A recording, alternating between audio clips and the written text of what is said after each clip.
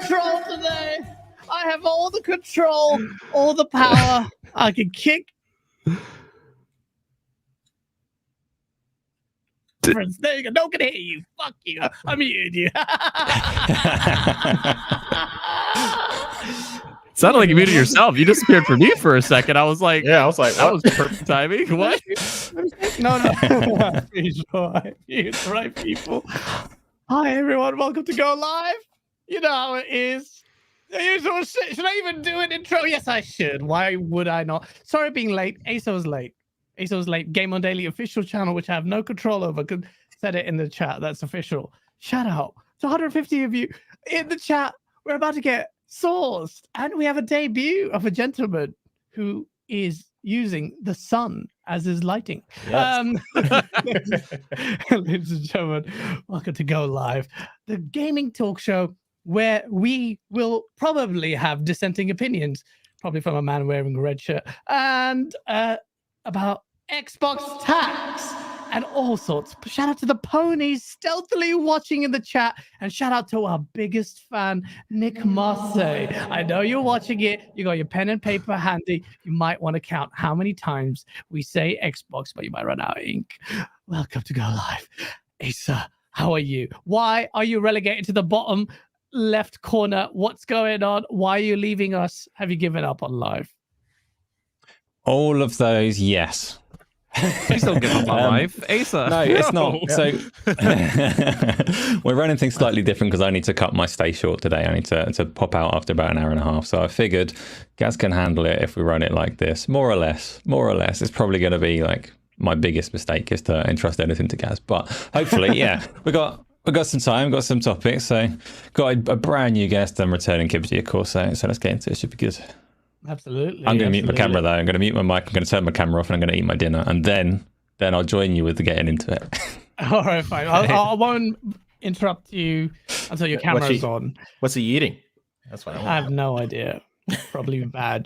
On that note, Samurai Kibsy, I know. How are you doing, sir? You good? You're a friend of the channel, bro. Man. Hello. It is Saturday, folks. I'm doing well. I watched the finale to Attack on Titan last night. I think it's been around for 10 years. If anybody in the chat, let us know if you watch that. And yeah, it's good, dude. One of my two favorite times of year is here, but also one of the most chaotic times of year. So yeah, it's gonna be a wicked, man. I saw your reaction on Twitter about Attack on Titan, which I haven't seen, so don't even say anything. No, about Attack on Titan. But your reaction was hilarious. I can't wait to see that. But I need to recap on it because there's freaking so much shit has happened. It's so weird now, like all anime.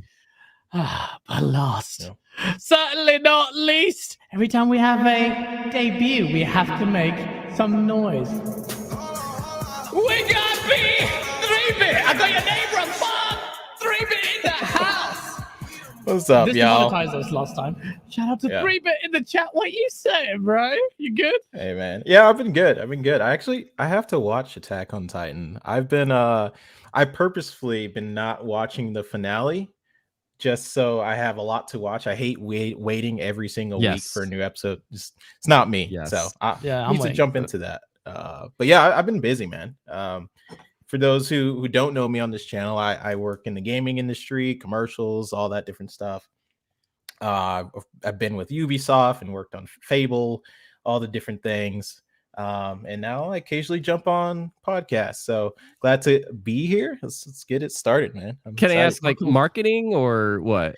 Yeah, for commercials, I work on the Aflac commercials. So if you guys have seen the Aflac duck ads annoying you on like Disney Plus or Hulu, that's me. Holiday Inn, just different brands, but those are the ones, the top two I could think of at the top of my head. But yeah, glad to be here, man. Glad to have you on here, man. And it's gonna pick your brains a little bit. But before we do, we have to give shout out to wrong sound. I was like, what is this? There's 3 presets, and I always fucking press the wrong one, and then just get that. That how he screams. Shout out to Blind Riot, bro. There you go. Member of the channel. I swear you were a member before Blind Riot, but it's good to see you, man. At Blind Riot, I saw your super chat on Sean's show telling Paris to shut the up. Kumbaya, my ass. Shout out to Face already in there. Dang. I'm gonna Face, thank you for the super chat. I will read it in, as you know, when the topic is brought up, so you don't waste your super chat. We get extract value out of all your super chats. Shout out to everyone in the chat. Shout out to Boba Fett in the chat. Shout out to Fun Speculation in the chat. Shout out to that's Boba Fett again. Mr. FU, who the hell are you? I know you are. Cerebro Assassin, shout out to you. Exo Ab Chaosonti, what are you doing here? You lazy piece of shit. You were supposed to come back to me. Kane Productions, the man who created the insane trailers on this channel. And who's Cole Eastwood? Do you know who Cole Eastwood is? Cole Eastwood is the guy who got by the internet today over his take, which we'll talk about. Cole Eastwood. Shout out to Cole Eastwood. This is for you. I didn't even know what that was. I was going to hit the random buttons now. I need to upgrade these songs. I think it fits. It fits. Habibi Cole. Shout out to 250 of you in the chat. We're going to go straight in. No, we're not. I'm lying. What games have we been playing, gents? We always do this. 3-bit. You're new here. Tell us what is one or top 3 best games of all time for you, then what have you been playing? Ooh, no pressure. Me with that question on the spot. Of all time, 3 best games of all time. What comes to your maybe mind? 3 that come to mind. How about that? Yeah, 3 come to mind. When I say 3 best games, what 3 comes to your mind? It may not be the accurate one. Go for it. Okay, because I might watch the show. I'm like, dang, I forgot to. Exactly. Chat, remember that. It's just what 3 that come to mind. Halo 2. Halo 2, love that story. Man, what the?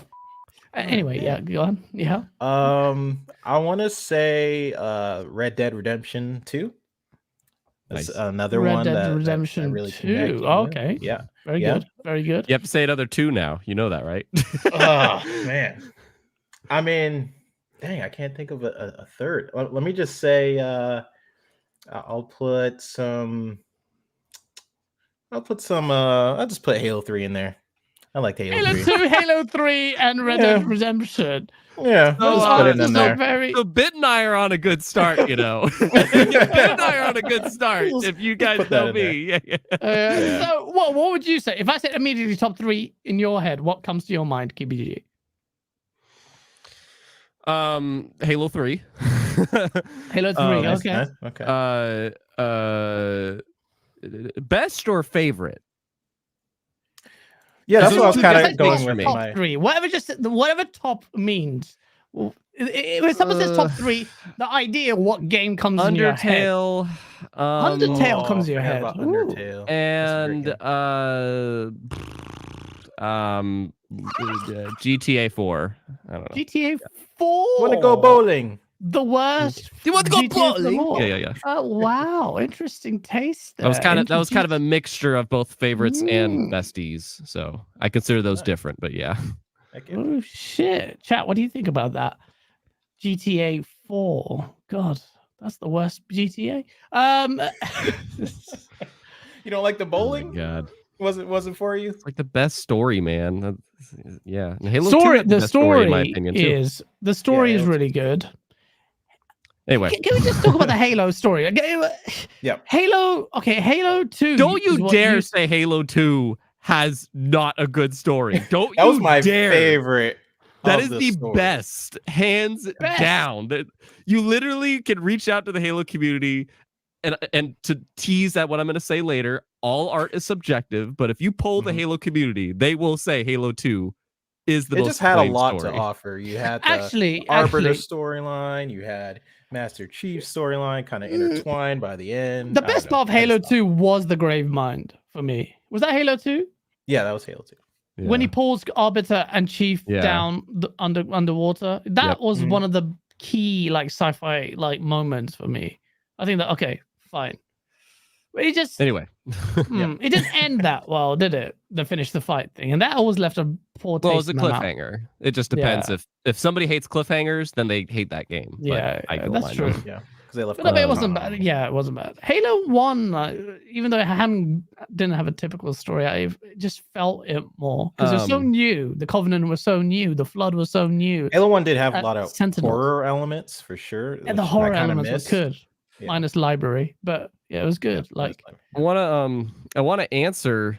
I've been playing a lot of Lies of P lately. Liza P. I've been playing Lies of P lately, dude. That game I'm enjoying it. Like I'm not loving it, but it's like it's giving me.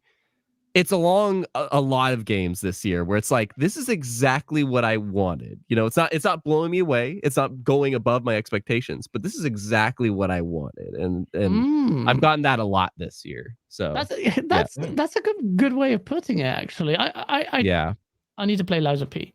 Alvin with a $5 super chat. Thank you. He says Halo 2 has the best story easily, but it depends on your willingness to play someone other than Chief. That never bothers me. The Arbiter is an all-time character. I really liked. Actually, I did like. Was it Blur Studios that did the rejig on Halo 2 anniversaries? And that really breathed life into the whole scene with the council when the Arbiter was getting that brand and the shame of it. So I don't disagree with you. In fact, probably I would say Halo 1 personally for the weird impact of it, but Halo 2 in terms of story, meaningful, actual story. Yeah. Halo, Asa, if of all the Halo games, which game's story would you hold in highest esteem? I still hold the first one in highest esteem. I get that the second one doesn't stand alone so well though. You need the third one to pair up with it. So those are kind of a duo of gaming. Yeah. That's why I was like, why I put both. I was like Halo 2 and I was like, okay, 3. Yeah. It's like people do when they go like Mass Effect. You wouldn't have any of the individual Mass Effects, but if you want that in your list, you'd cheat and do Legendary Edition. So you just need to go Master Chief Collection. That's one of my favorite games. Yeah. No, Halo 1. I as a standalone, that is something pretty impressive. Nintendo on the Otaku says, speaking of anime, the Scott Pilgrim Netflix anime is the last Jedi level of middle finger to fans. A complete waste of time. Really? Now, I think I know why he's saying this, and I can understand if I am guessing right, because I can't say why, but there's reasons he might be saying that. But to me, as somebody that is a total non-fan, I'm loving it so far. It's so much fun. Yeah, I'm loving it too. That's one of my favorite movies. So I don't know. Really? Scott Pilgrim versus the World is one of my favorite movies for sure. Nice. I didn't think I would like it. I watched it and thought this is cool.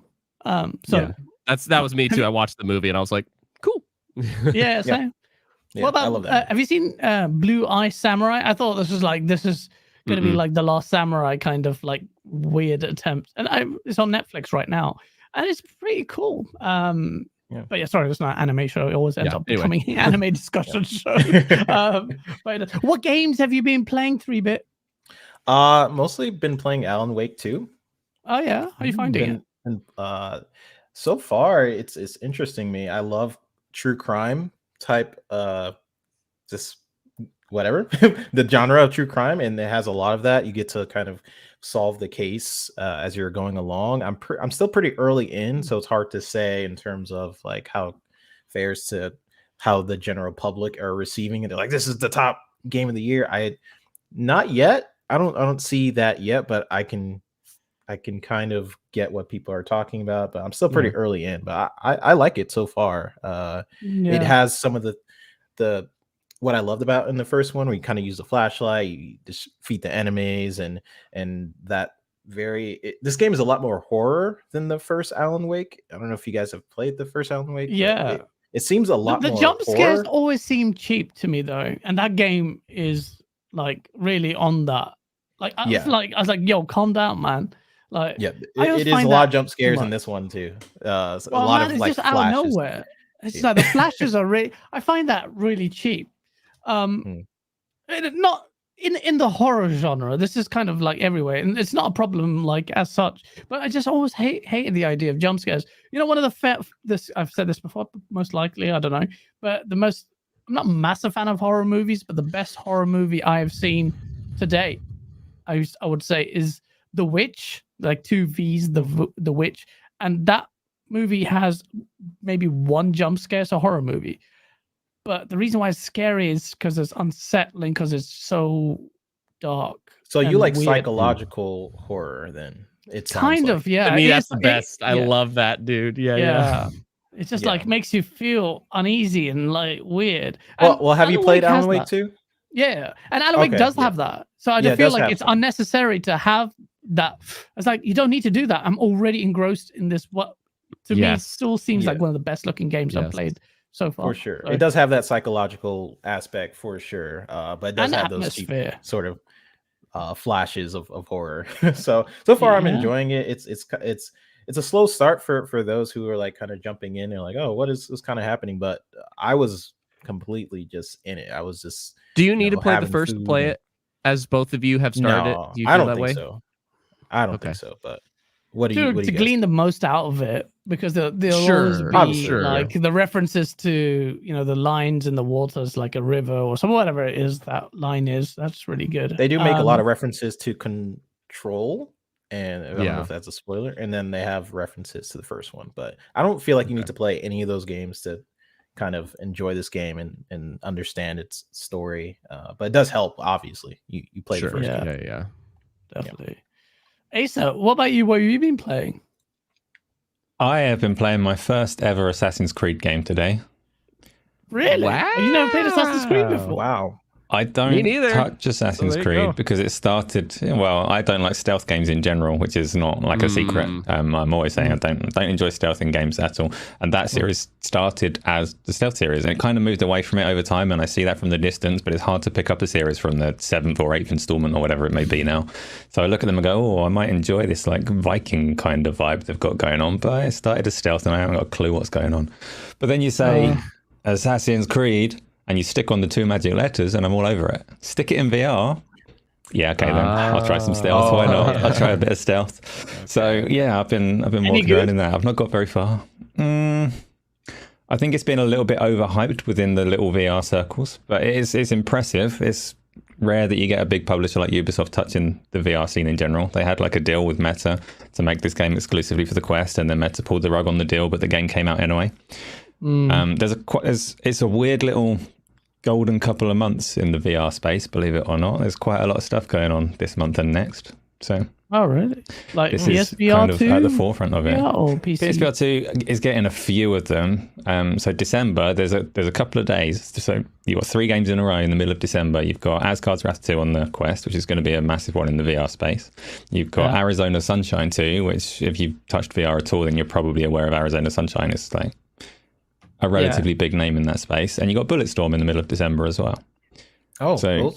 That's 3 relatively exciting games in the space of 2 days in VR, which is a rare treat for me because I know most people aren't so into that scene, but I sure am. This makes me motion sick, but I can appreciate it. So. Yeah, no, me too. But I'm getting my brother's come back from Saudi. He's giving me the PS5 back. He goes, I don't play it.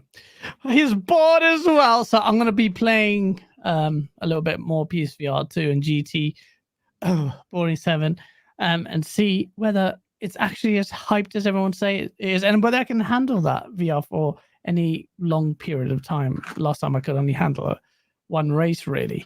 But yeah, I've been just playing a lot of multiplayer. Halo! Oh, Halo is so good again, man. To me, actually, Halo is probably the best shooter in the market right now. I tried Modern Warfare 3, which I still think is actually the most, for the COD fans, for the Modern Warfare fans, this is who like that meta of, quicker ADS and just the refinements. Despite its reviews, I think a lot of people, the old Modern Warfare guys, will probably find this the best playing COD. Yeah, people say well, I haven't haven't played looked at it. any multiplayer reviews. I just saw the campaign thing, which was separate from multiplayer. So did the I haven't multiplayer seen reviews any also go reviews bad, either. or yeah? But Halo, man, Halo is just amazing now. much fun, dude. Just so much fun. The Halo 3, by the way, like I have to give, I don't know if this is good. Keep it to you might know. So Halo has now got the Halo 3 playlist, my Halo 3 map playlist, which is incredible. And the reason why I say it's incredible is not only is it a faithful recreation, more or less. I say more or less because, and this may be controversial, but the maps have been improved over the classic legacy one. I feel like that. Like really, like I always say it's high ground, but it's not high ground. What they've done is they've added really good additions, like just the geometry where. Little that was like little Guardians more versatility. Like Guardians, the Guardian one has like a hole in the middle. The Guardian map. What about the map? I always forget the hammer is in the middle of the circle. Not high ground, and you have S1, S2, S3. Those are the call outs. You've got the fusion cores at the top, and then the lift on the side. And then you've got you've got a lift that takes you there, and a big grav lift, the yellow grav. Yeah, lift. that's Guardian. Yeah. Is that Guardian? Okay, so yeah. So that Guardian's got this wicked little. You got a hole in the ground, which is great in the middle, but also the subtle ones where S1, S2, and S3 are the sniper perches. You've got where the bridge is on the low ground. You've got a little like a bit where you can now climb on top of it and jump onto S1, S2, and S3. Like, sorry, chat, I'm just using these call outs. Yeah, I've noticed that. That was actually pretty cool. Yeah. Yeah. So those little touches there, they were redundant, but like it really helped because you'd break your sight line in the old games and you're like, oh, you'd be chasing your kill. And then you kind of lose. Now it adds maneuverability, allows an aggressor to chase someone. You've got where the blue room is. That used to be a redundant room where the flare used to be in Halo 3. No one used to really go there. Yeah, chuck that stupid flare, which is pointless. Now it's got a sight line in there. You can stand out there and shoot people S1 snipe.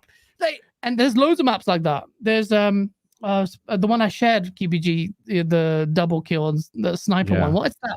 Brute version of it. The banished version. Yeah, Narrows. Yeah. Now they've added that. They've added a little room at the end where people end up just chilling there. They're so good, but I wanted to know: are these sets of maps created by 343 or the community?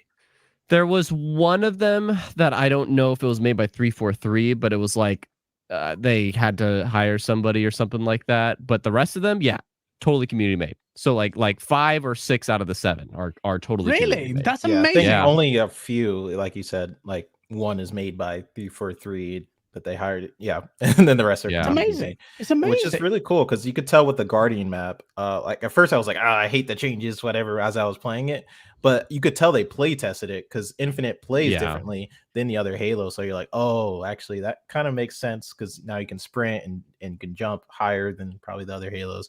So as I was playing it, I was like, oh, that's why they made that change. At first I was like, oh, I hate change. Why did you keep it the same? But no, I feel like the people play tested it quite a bit, some of those maps to implement that to the actual playlist.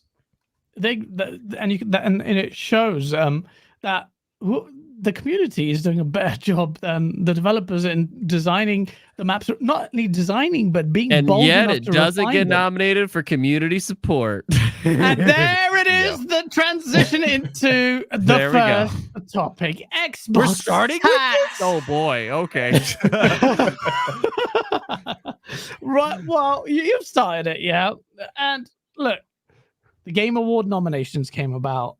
You gotta love the theatrics of it, or the fallout of it, or the community backlash, the outrage, and some of it perhaps warranted, some of it perhaps not. Who knows? Shout out to KJ Wars for being a member for 5 months, mate. I haven't seen you for a while. KJ, did we play COD the other day? No, I think I'm thinking something else. But so the Game Award nominations came about, and it actually caused, as every year Geoff Keighley decides to piss somebody off, and in this case, there were multiple areas where he pissed people off. Let's talk about best ongoing game, since you actually brought it up. Because I'm going to start the heat. I'm going to start the heat. The industry pissed people off, not Geoff. All right. The industry pissed people off. Not Geoff and his board have no say in what gets nominated. I feel like he are does just that. The announcers. He does that. So like, look, put out. He like puts the fire. Like, oh, sorry, they're it just wasn't the me. announcers, and that's all they are. I'm sorry, I but feel that. I think he deserves some flack because he decides who comes joins 130. He decides like this is the format. 130 people. We have no that checks. is correct. Yes, he chooses who they reach out to. That part is correct. It's yes. not even who they reach out to. It's how they designed this thing. How's 130 people? I'm not saying they're a problem. I'm just saying there's no transparency of what they're doing. David Jaffe alluded to said systems like just. Do we have a way to find out if the so I have some insight on this of the game? And there was a podcast to listen to because I listen to Kind of Funny a lot. Shout out to Kind of Funny. I love those guys personally. And I forgot which one kind of gave some transparency on how it works because they were asked Paris, as maybe? nominees. Was it Paris? I think it was either Paris or maybe I can't remember who, but they gave some transparency on that where it's like, so what they do is they reached out to us and we have all the categories that they are reaching out to us for, probably everything but esports, basically, and accessibility. And we each are putting down our 5 that we pick, and whatever our office collectively came up with, those are our nominees as like Kind of Funny. So it's not like they consider Bless's 5 or Greg's 5 or so on and so forth. These are our collective 5 that were picked between all of us voting on it. So and I imagine that's maybe how it works for like IGN and Eurogamer and so on and so forth. But I thought that was interesting to get a little bit of insight on that. Yeah, need a little bit more. But by the way, shout out to Blind Riot who gave 5 gifted super chats, and it tells you now who actually got them. So Tom909, Dave Mack, Fun Speculation, oh shit, and Joey Phantom Krakown. Okay, well, right. That's some transparency in it. Yeah. But There's also the weird thing where the nominations are put before the closing date. Like you put the nominations up on November 15 and then it's closed like the 18th. Like what's the point of putting it up if you're basically closing it to begin with, if that makes sense? Because like they nominated all the people, let's say November 15th, but they just closed the date technically yesterday. The 18th is the cutoff for the release date of a game. The voting was closed off like some days before the 15th. But the cutoff, the 18th, technically said that is the cutoff for games being released and what's eligible. Yes. But it's like, but you kind of get screwed over in that way. It's if you release within that window, there's no way you're gonna be nominated next year. Like it always ends up that way. It's very rare. I think the only time was like Jedi Fallen Order because that came out like the 15th and it didn't get nominated for stuff. And then the following year it actually got nominated for 1 or 2 things. I was like, wow. Like I'm shocked. Thanks for remembering. So, yeah.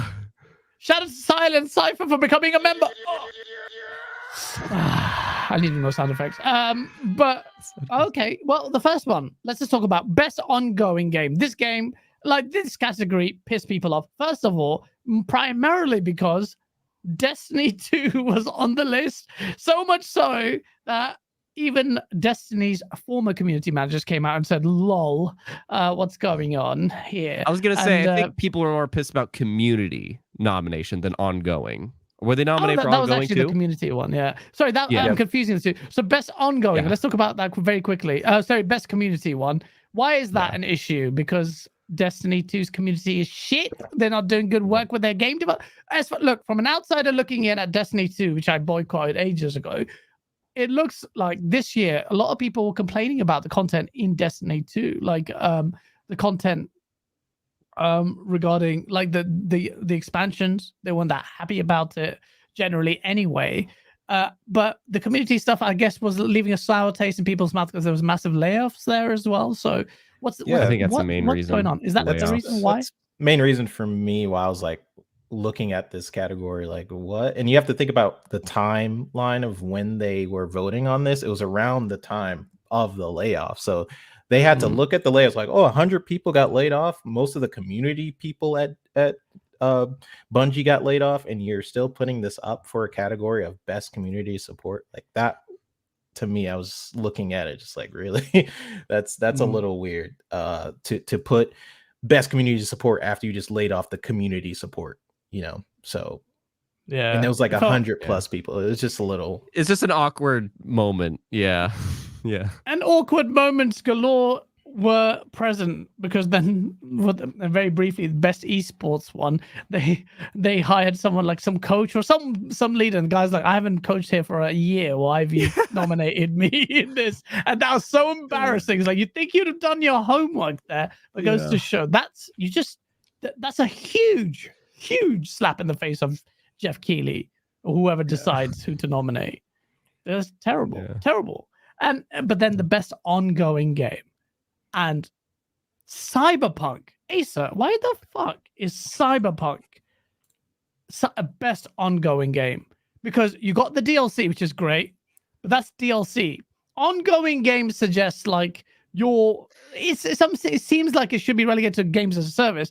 And Cyberpunk's best ongoing legacy is that it's fixing the problems that it shouldn't have had in the first place. That's my take on it. What's your take on it? It fits into. There's a few examples of awards that are really dubious. Like last year, you had Sifu getting Fighting Game of the Year. You had this year. There's been some other weird ones. And the RPGs as like Lies of P and things like that. And I don't actually necessarily object to the weird inclusions. What I object to is that the categories are not defined in any way whatsoever. So if you could look at this award, find out exactly what it is that they're looking for, how they're trying to award these categories, what they mean when they say what's the best RPG. And if you could read the criteria for that award and go, yeah, Lies of P does fit that criteria. If you could read the best ongoing game one and go, yeah, Cyberpunk does fit the criteria that they've set out, it would be completely different to just like this vague title. And then whatever the hell gets in there as if people have never actually played more than 3 games this year. So. They have one sentence description. Yeah, they just have a sentence description. That's about it. But it's too vague. It doesn't say anything. Cyberpunk seems like an odd addition to me. Yeah, it's like, are we going to start including expansions now for ongoing? I mean, it's like. See, but that's where I jump in here and say, like, as long as there isn't a DLC category, then how does expansions get shouted out? If not in because ongoing. That's their fucking problem. They create a DLC category, man. Okay. They need to create a new IP category as well, which is an idea Tom Henderson had last week. Because they'll have like 50 categories. That's too. But they need a new category for like, in my opinion, for best new IP and stuff like that. Because otherwise, we're gonna get into this popularity contest with like nominating the same sort of IPs that everyone tends to really gravitate towards. So with this category, I mean, this is a category that I felt like Xbox absolutely murdered this year with different games. Sea of Thieves added like a Forge mode to Grounded. And then you got updates to Halo Infinite we were just talking about earlier. Even games like Warframe. Neglected. And Xbox got shat on. Xbox did. Halo, I think, should definitely be in the running there, considering the difference between the aggressiveness of the support, by the way. The content keeps coming on Halo. So what does Halo need to do? In fact, Sea of Thieves, in a joking way, but it was mocked despite Sea of Thieves doing this in jest, saying, hey, Geoff Keighley, what do we need to do to get nominated in this category as well? Mav suggests a good thing, which I agree with. He says, they should remove the esports and content creator category because no one gives a shit for the esports 100%. One and content creator. Did any of you recognize, chat? Did you guys recognize who they nominate? I know it's a small space for us and we're weird little people, but you'd think you'd know these guys, and I just didn't have a. Apparently, the people didn't even know because they voted for the coach that he was like, I'm not even coaching this year, and then they nominated him. So even the voters don't. Yeah. I don't know, man. I don't know. They definitely need to get rid of the esports content creator categories for sure, because those have an esports show and celebrate that at the esports show or something. Yeah. The content creator thing, I don't know. That one's kind of random to me. But best ongoing game, Halo should have been in there. I think we can. Yeah, because when I think about, I am the guy. You know me, Gaz. Yeah. I'm the Halo guy. It's my favorite franchise. I have been defending Infinite for a long time, giving it criticism where it needs to. Yes, okay, I know. but I think Infinite, like, I personally am in agreement, just me personally. I think DLC goes in ongoing. I think it is, because otherwise, where else would you acknowledge it? And Fair enough. in that vein, I feel Infinite kind of, it became the game that people wanted at launch. And that is reason to consider it for ongoing, but I think it was a must for community. Because literally the only reason people are loving the game right now is because, yes, 343 gave the community the tools, and they're trying to manage the community, but they're letting the community make the game. They're letting the community make the game. So how can you not nominate a game for best community support when you're letting them do that? Like, and that's how many what I thought games was do crazy. that? How many games actually? Very rarely. Yeah, you get your Roblox and all of that. That's it. You Yeah. know, like Fortnite into a certain degree, but Yeah. you're getting these games, and Halo is doing that in a way that's quite. It's seeping into. It's an example Grounded for a is doing lot of that other too. people. Grounded I as mean, well. They're doing a Forge mode in Grounded where you can Yeah. make your own world and stuff. So when I was thinking of That's amazing. ongoing game, I think of almost live service games that have community that sort of builds up over time, and I don't really necessarily think about an expansion like Cyberpunk. So that was pretty much when I saw Cyberpunk in the ongoing, I'm like, what? And I get the media wants to kind of give Cyberpunk its flowers, like, look, this game really turned it around, but I don't know if this was Why did that not happen with Halo? I think Halo deserves that. Those flowers. there's as well. a I just find sourness. this I bad. truly believe it's not even just this Xbox tax idea. I think there's a it's sourness just with the getting name of Halo. I think literally the name of Halo has been kind of soured with a lot of people in the industry, and they get scared to vote for it because they don't think of it anymore. It's almost like they kind of, I forgot where I heard this. I was watching a show or something where they were like, trust takes time to build, but it is the easiest thing to destroy, kind of a thing. You know what I mean? And I think a lot of people think that the trust with Halo is broken so bad for a lot of the mainstream, the mainstream yes. media. Yeah, Well, the mainstream I media. don't know. Yes. Yeah. I feel like that one is a big omission. Of all the things, this whole fiasco, the thing I feel most strongly about was Halo not being there. Which is, you know me, I shat on Halo for 3 years. I have two others, but yes. And then again, another example of the Game Awards making what seems to me, even though there was some debate about this, Asa, did you see this best indie game, Dave the Diver? It's actually been developed by Nexon Games, which is like $1 billion company. And Thomas Sala, we had the pleasure of having on the last week, he was pissed off about it. It's like, what does indie mean anymore? Where you're going to give that, is that indie? And I agree with him. Like, that's, indie games should be reserved for what indie outfits making those games. Do you agree? It is, once again, what I said a minute ago about it being poorly defined as a category, because you could very well have a category, like you talk about indie being literally an independent developer, and then you've got to include things like Baldur's Gate 3, and it does get quite convoluted as well. You talk about indie as like a vibe in the way that you get an indie music scene, which doesn't necessarily mean you're independent. It is like a subgenre of music. It can have different connotations in that sense as well. The problem is that what that category is, I don't fucking know. It's best guess based on the word that's in front of you, like the one sentence. So should it be independent developers that are literally just not associated with the publisher? Should it be games that have a limited budget? That would be a relevant category to me, like games that released at under 40 quid or something. Like it needs proper definition.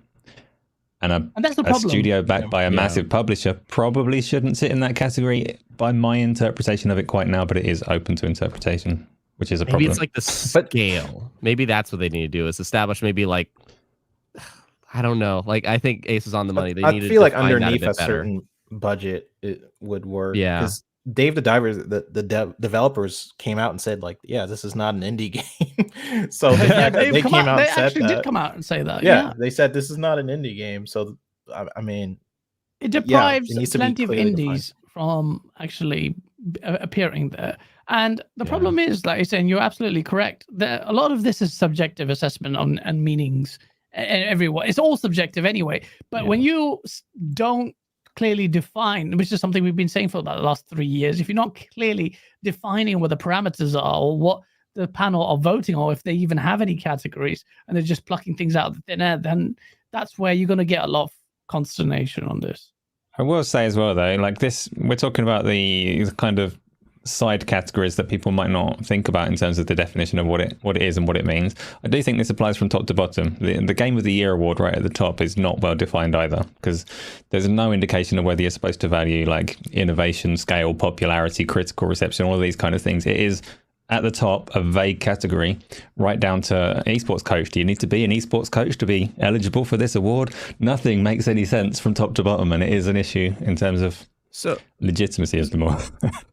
I want to before we go into it, can I just go shout out to Blind Riot? He's given another 5 memberships, and he's given it to Leo, who's Leon. Shout out to you, Tim Per, Peter Morland, John Wolfen, Cerebral Assassin again. I swear he gave it to you. Maybe I'm just getting it wrong, but shout out to you, man. It's so nice, man. He's just given away 10 memberships, man.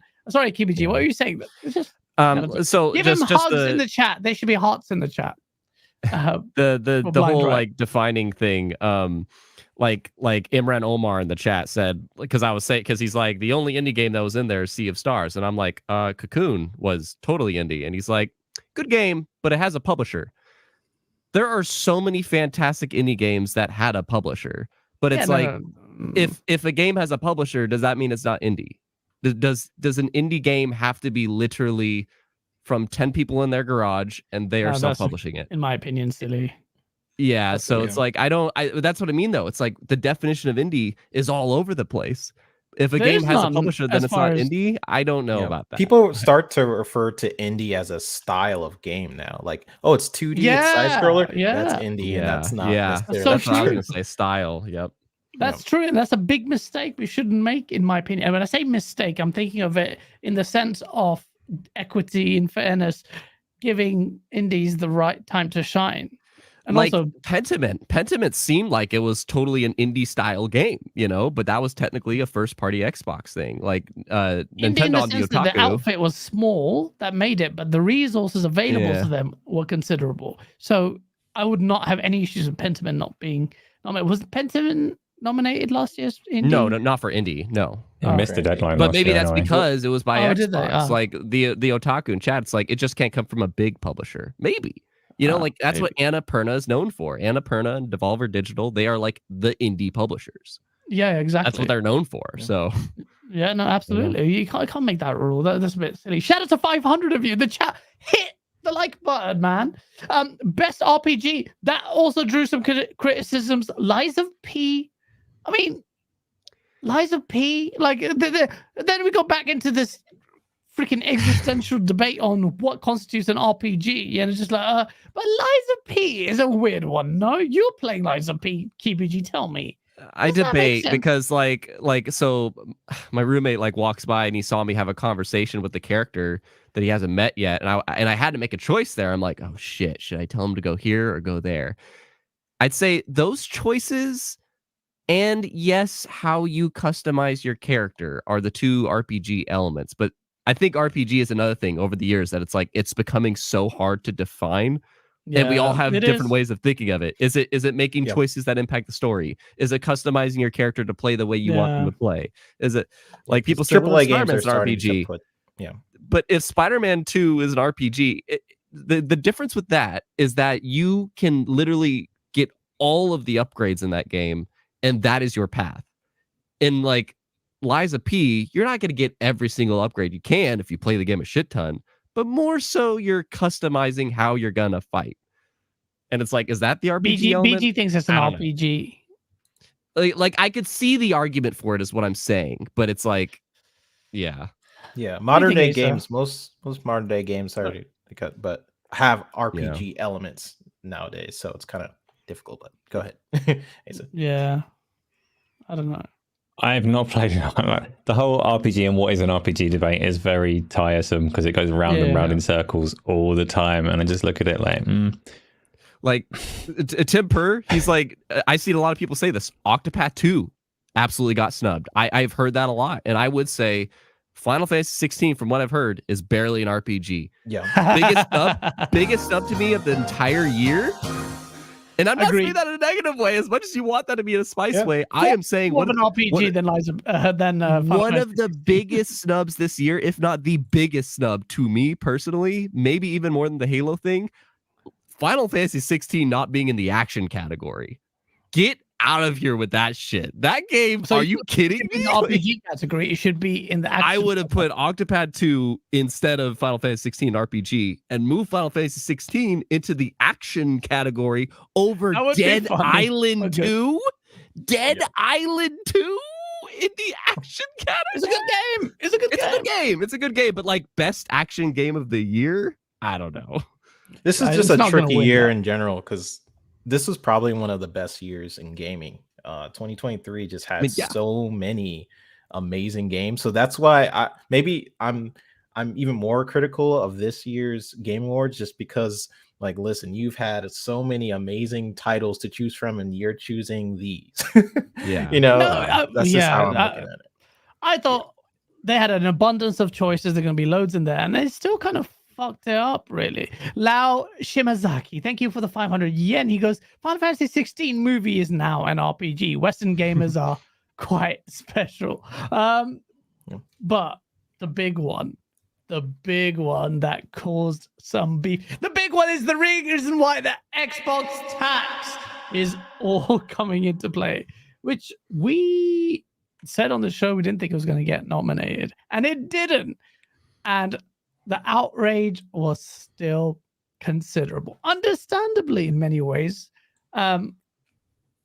Game of the generation contender. I called this game of the gen contender before it was launched. Like, it has the potential to be game of the gen contender, and definitely would put this in my game of the year nomination easily. Because when Asa, you were talking about what are the categories for game of the year, what is it? Sales, impact, what is it? Like cultural zeitgeist at the time?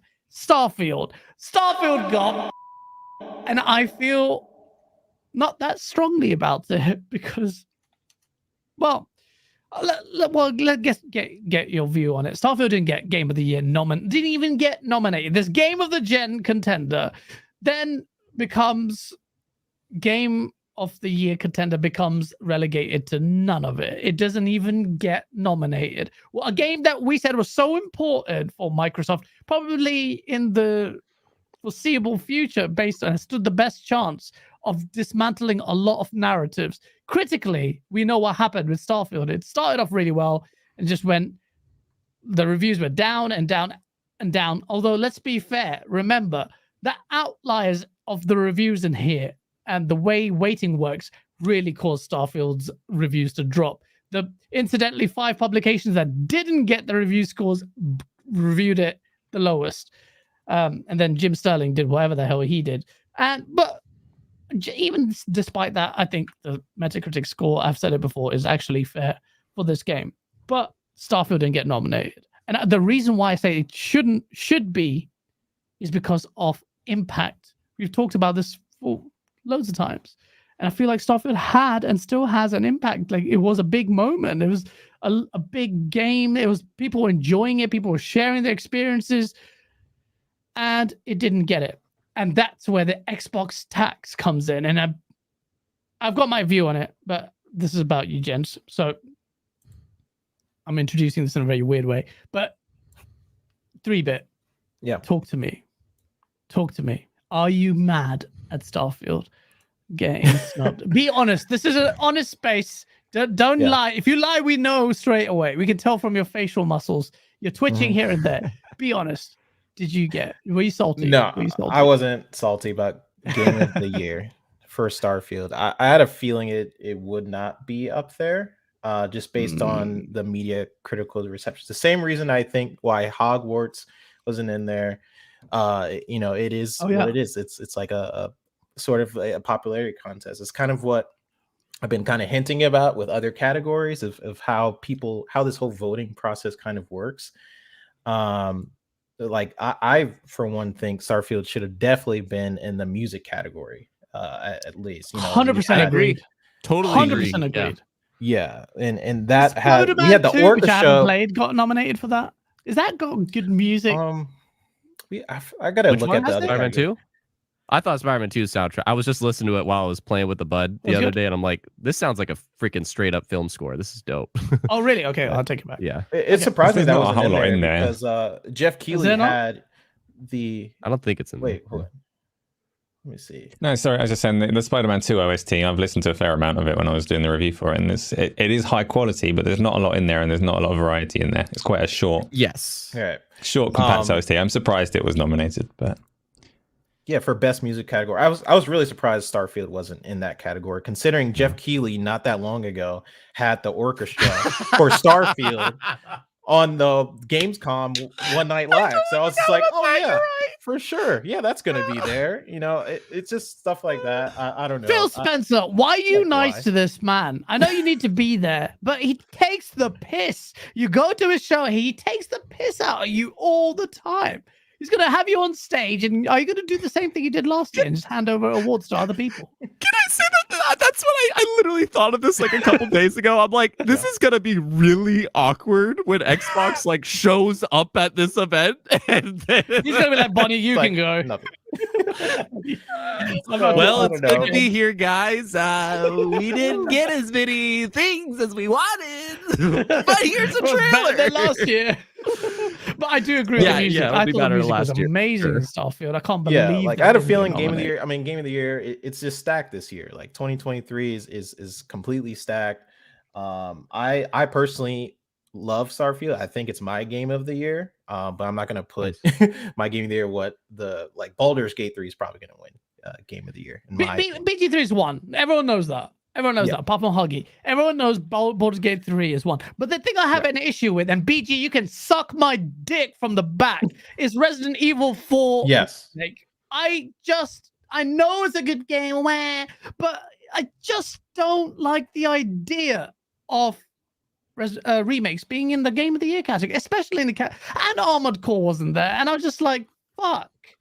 Like, So you kind of answered a question I was gonna propose there, because like there's been this whole debate, and I pulled my community, and they said that they said answer, but like, and I saw another poll, and everybody's leaning towards this idea of like, should remakes and remasters whatever be eligible? Well, specifically remakes. Remasters for sure shouldn't be, but remakes, should those be eligible? And people are leaning towards no. And I debate. Like, I really could see both sides of it, but I'm like, because remakes are literally made from the ground up again, but they were based off of something. You know, there's a reason why this is so great, and it's because they are basing it off of the source material, which was already great. But I think the bigger problem, at least to me, just to me, myself, and I, is people choosing it over, like, This you know, this Bit was year saying. in particular. Exactly, Is what I like- have like- a like problem. this year, especially like, this year. like I think it's fine to be eligible, but it's just making the conscious decision to put it over, I don't know, FF16, Diablo 4, and stuff like that. Like that. That's a choice that I just find interesting. I think that's why people are like, Yeah, I don't have a This problem year? with it being this nominated. year. I feel like if you're in the Game of the Year category, if you were to release this year, you had a great game, I think you should be nominated. That's the way I look at it. If you're a remake, remaster, I'm like, sure, you could be nominated for Game of the Year. But this year is where I have a problem with it, Yeah, because this year, exactly. this year is just too many games where you're like, okay, Even you had BG so many says other no, by the way. choices. yeah. BG says, even though that's one of his favorite games, because I know how much he loves it, even he Yeah. says, And it's no. a fantastic game, Yeah. but it already No was one's a saying it's a fantastic bad game. You know? No one's saying it. Even I'm not saying that. I'm not saying that. I just Yeah. feel like, Game. what do you think about that, Asa? Remakes getting nominated? Like, I don't know, man. That doesn't sit right with me. I don't think they should be ineligible by virtue of being called a remake. That's a weird, slippery definition that doesn't need to be there. But like everybody else has said, if you are valuing innovation, if you are valuing creativity and all the rest of it, there are things that you should critically hold against Resident Evil 4 if you're talking what to nominate and what to vote for. And there are a lot of games this year. So I'm definitely not saying it's really difficult to talk about which games should and shouldn't be in there of the 6 that are nominated, because of those I've played a small portion of Starfield, a small portion of Diablo. I've played Spider-Man 2, but I can't go through this list and say categorically, like, I've played enough and I'm the authority on this and I know which 6 should be in there and which ones shouldn't. And very few people can. which is a difficulty in the whole nomination process. Should Resident Evil 4 be in there? I don't know. I've not played it, so how could I sit here and say no? But should it being a remake be kind of held against it to some capacity? Yes. Should it be eligible for the award? Also, yes to me. But see, Lau Shimazaki in the chat makes a good point, and this is where my mindset is. Resident Evil 4, despite I'm not downplaying the improvements, but it is much closer to a 1-to-1 remake than something like Final Fantasy VII remake. That I wouldn't have issues with Final Fantasy VII. Just real quick, so when I said that if you are going to like try and exclude or include remakes, that's where I said the definition can get a bit slippery, because then you start like, I don't know, is it a remake if they've added a grappling hook? Does that make it okay now because it's the same game but you can grappling hook?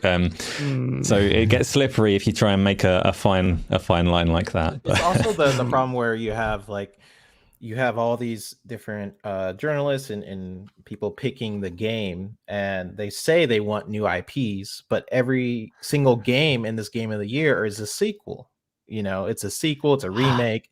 That speaks to the AAA space, really. It really that's why I feel like we need another category where it says Game of the Year, new IP, or best new IP. I genuinely think new IP is a good addition that also promotes some risk taking. I would like something like Cocoon should be in my opinion. I haven't played Dave the Diver and the other indie games, but Cocoon, not because I'm virtue signaling for indies. I genuinely think this is an ingenious game. Me and my friends who don't even play puzzle games or games that much, Cocoon changed the way one of my friends thought about things practically to the point that he helped problem solving in the real world. I'm not joking. Yes. Now listen to me though, and are you with me that, like, to me, I don't think Cocoon should have been nominated for Game of the Year. I do, however, think it should have been nominated for Game Direction. Game Direction. Do you agree with me on that? Because Game Direction, to me, it's like you're taking the industry or game design in some totally new place that's really interesting, kind of a thing. And I'm like innovation, in ways. And I'm just like, I think Cocoon. I wouldn't make a case for it, but I'm like, I kind of wish it made it in there because that game did some crazy design decisions, I thought. So beautiful, man. So beautiful. Yeah. And I'm a fan of those Face developers. 23 Brooklyn, New York. Sorry, what were you saying? I was just saying I was a fan of those developers. The people made Inside, Limbo. Well, it's by the gameplay designer. Key phrase here. It's not the same studio. It's like the same, like two people, right? Wasn't it like two developers? It's specifically the gameplay designer, and that's why this is in best indie debut game, because it's also the studio's first game. That the other one's like Play Dead, and this is something. Yes. Got you. Yeah. Okay.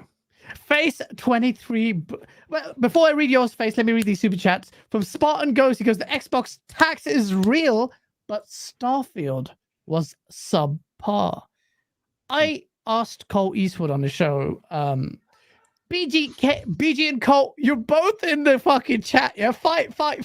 BG is ruthless. Comes after my boy Cole. It says, this is you, y'all are fake. You're talking shit. Look, Cole's wording was a bit, it's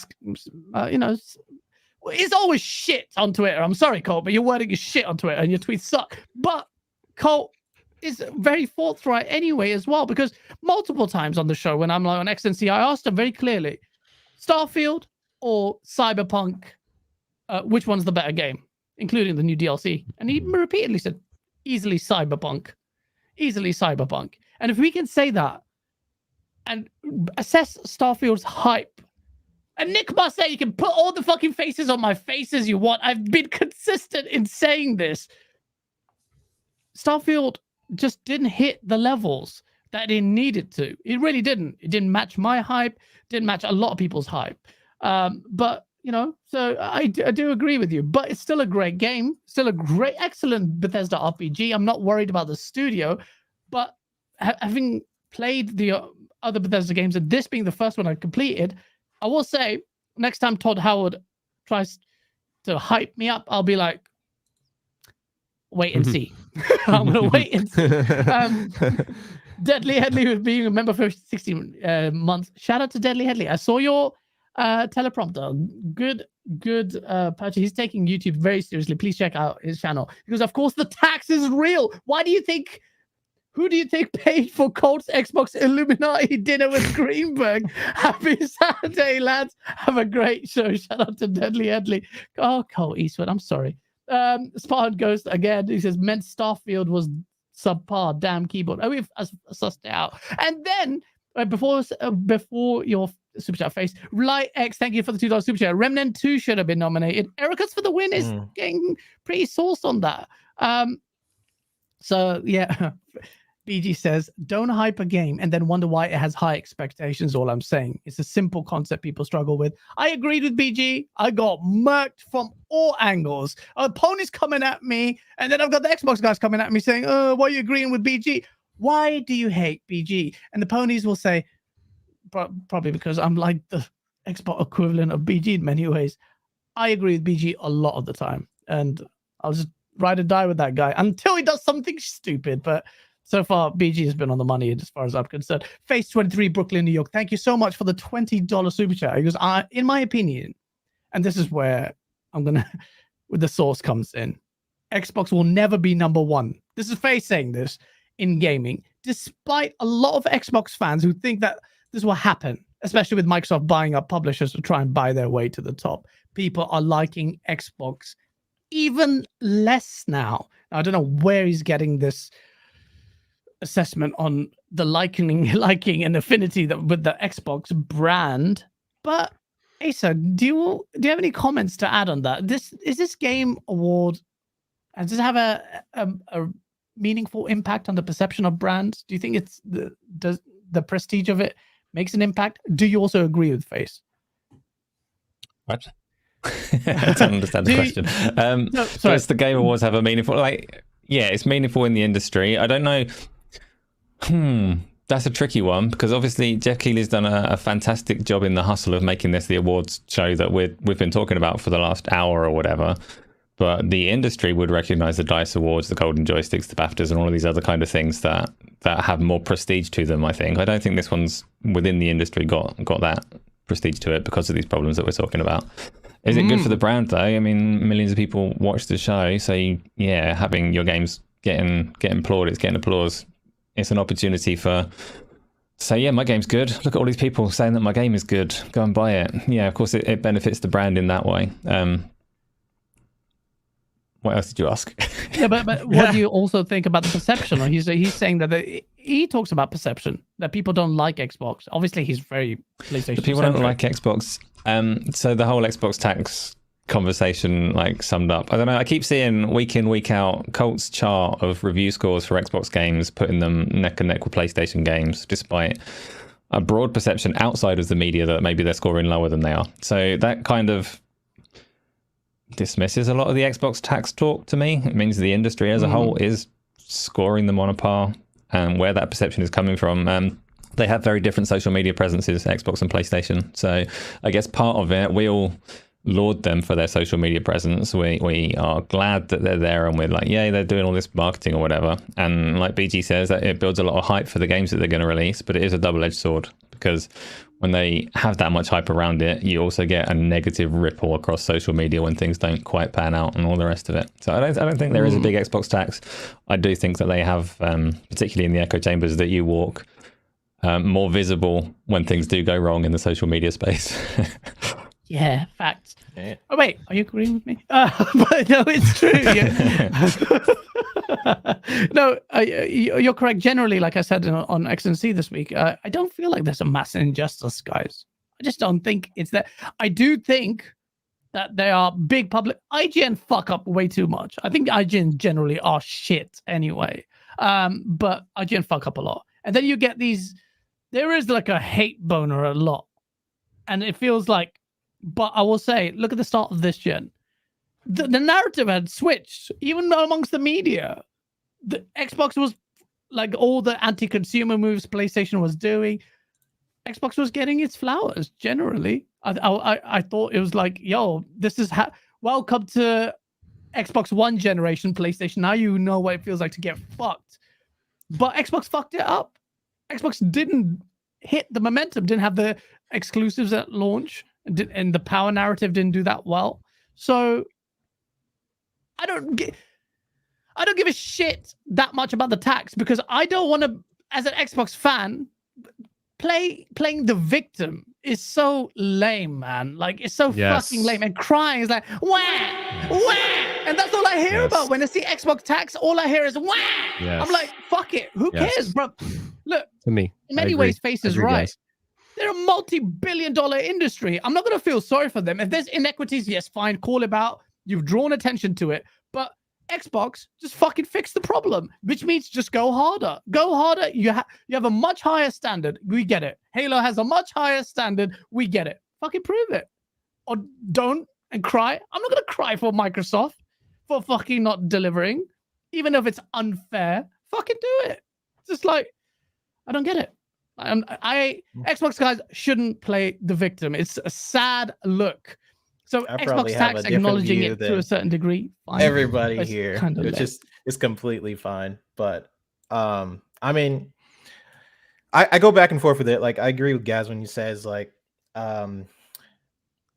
use that as fuel to basically get better in the position that it's in. I feel like why I do kind of believe in the Xbox tax is to kind of clarify what is the Xbox tax. It kind of, to me, refers to a standardizing issue where other platforms are seeing PlayStation as the default, and kind of refers to the media having preferences or focusing in on negativity on one brand and not the other, right? That's pretty much what people say is the Xbox tax. And I would say, so I've worked in the industry at different studios, and I would say internally it's pretty much known that there is a standardized preference towards the PlayStation platform because of its popularity. So it's not really crazy for me to think that there isn't a bias when you work in the gaming I agree industry. with you. There is. I feel like there is a bias between, especially with key components in the mainstream media. And someone says, what's this? Eastside Vandal says, how is calling out obvious bias playing the victim? The calling out is one thing, but being a complete subjugated to the narrative, it's just, if you think these media outlets are shit and you know that they suck, then why would you be just control the narrative? And Microsoft need to do that.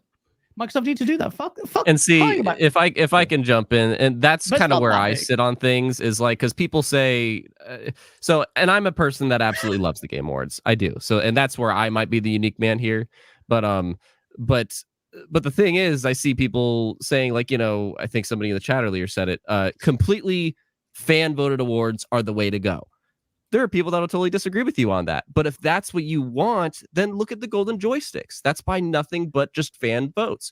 Oh, it should be decided by just the developers. Cool. Then go to the DICE Awards, where that is just nothing but those kind of people. Well, I want something that it's kind of collectively everybody. Cool. That's the Game Awards. They're literally asking the industry journalists and the other 10%, you guys pick the winners. So it's like, whatever you want to pick and choose, that's fine. If you think IGN is shit, if you think this influencer is shit, then just don't listen to them. You don't have to preach that they are not sharing your own opinion. Just go to the peeps that you think, I believe this is more online with what I think. Because guess what, folks? Art is subjective. If you think there's an objectively correct answer, it's just not true. If you think Starfield is a 10 out of 10, it was a 10 out of 10 for you, and that's great. Absolutely. What did everybody else think? That's for them to think. Is there a bias for PlayStation? Absolutely, I do. I agree with that, because I literally did this tweet a while ago that I noticed a lot of people are reviewing these multi-platform games on PlayStation. They are. So there is that favoritism towards that, sure. And people might be, some, not all, some are more critical on Xbox games. I agree with that too. So does the Xbox tax exist? Sure.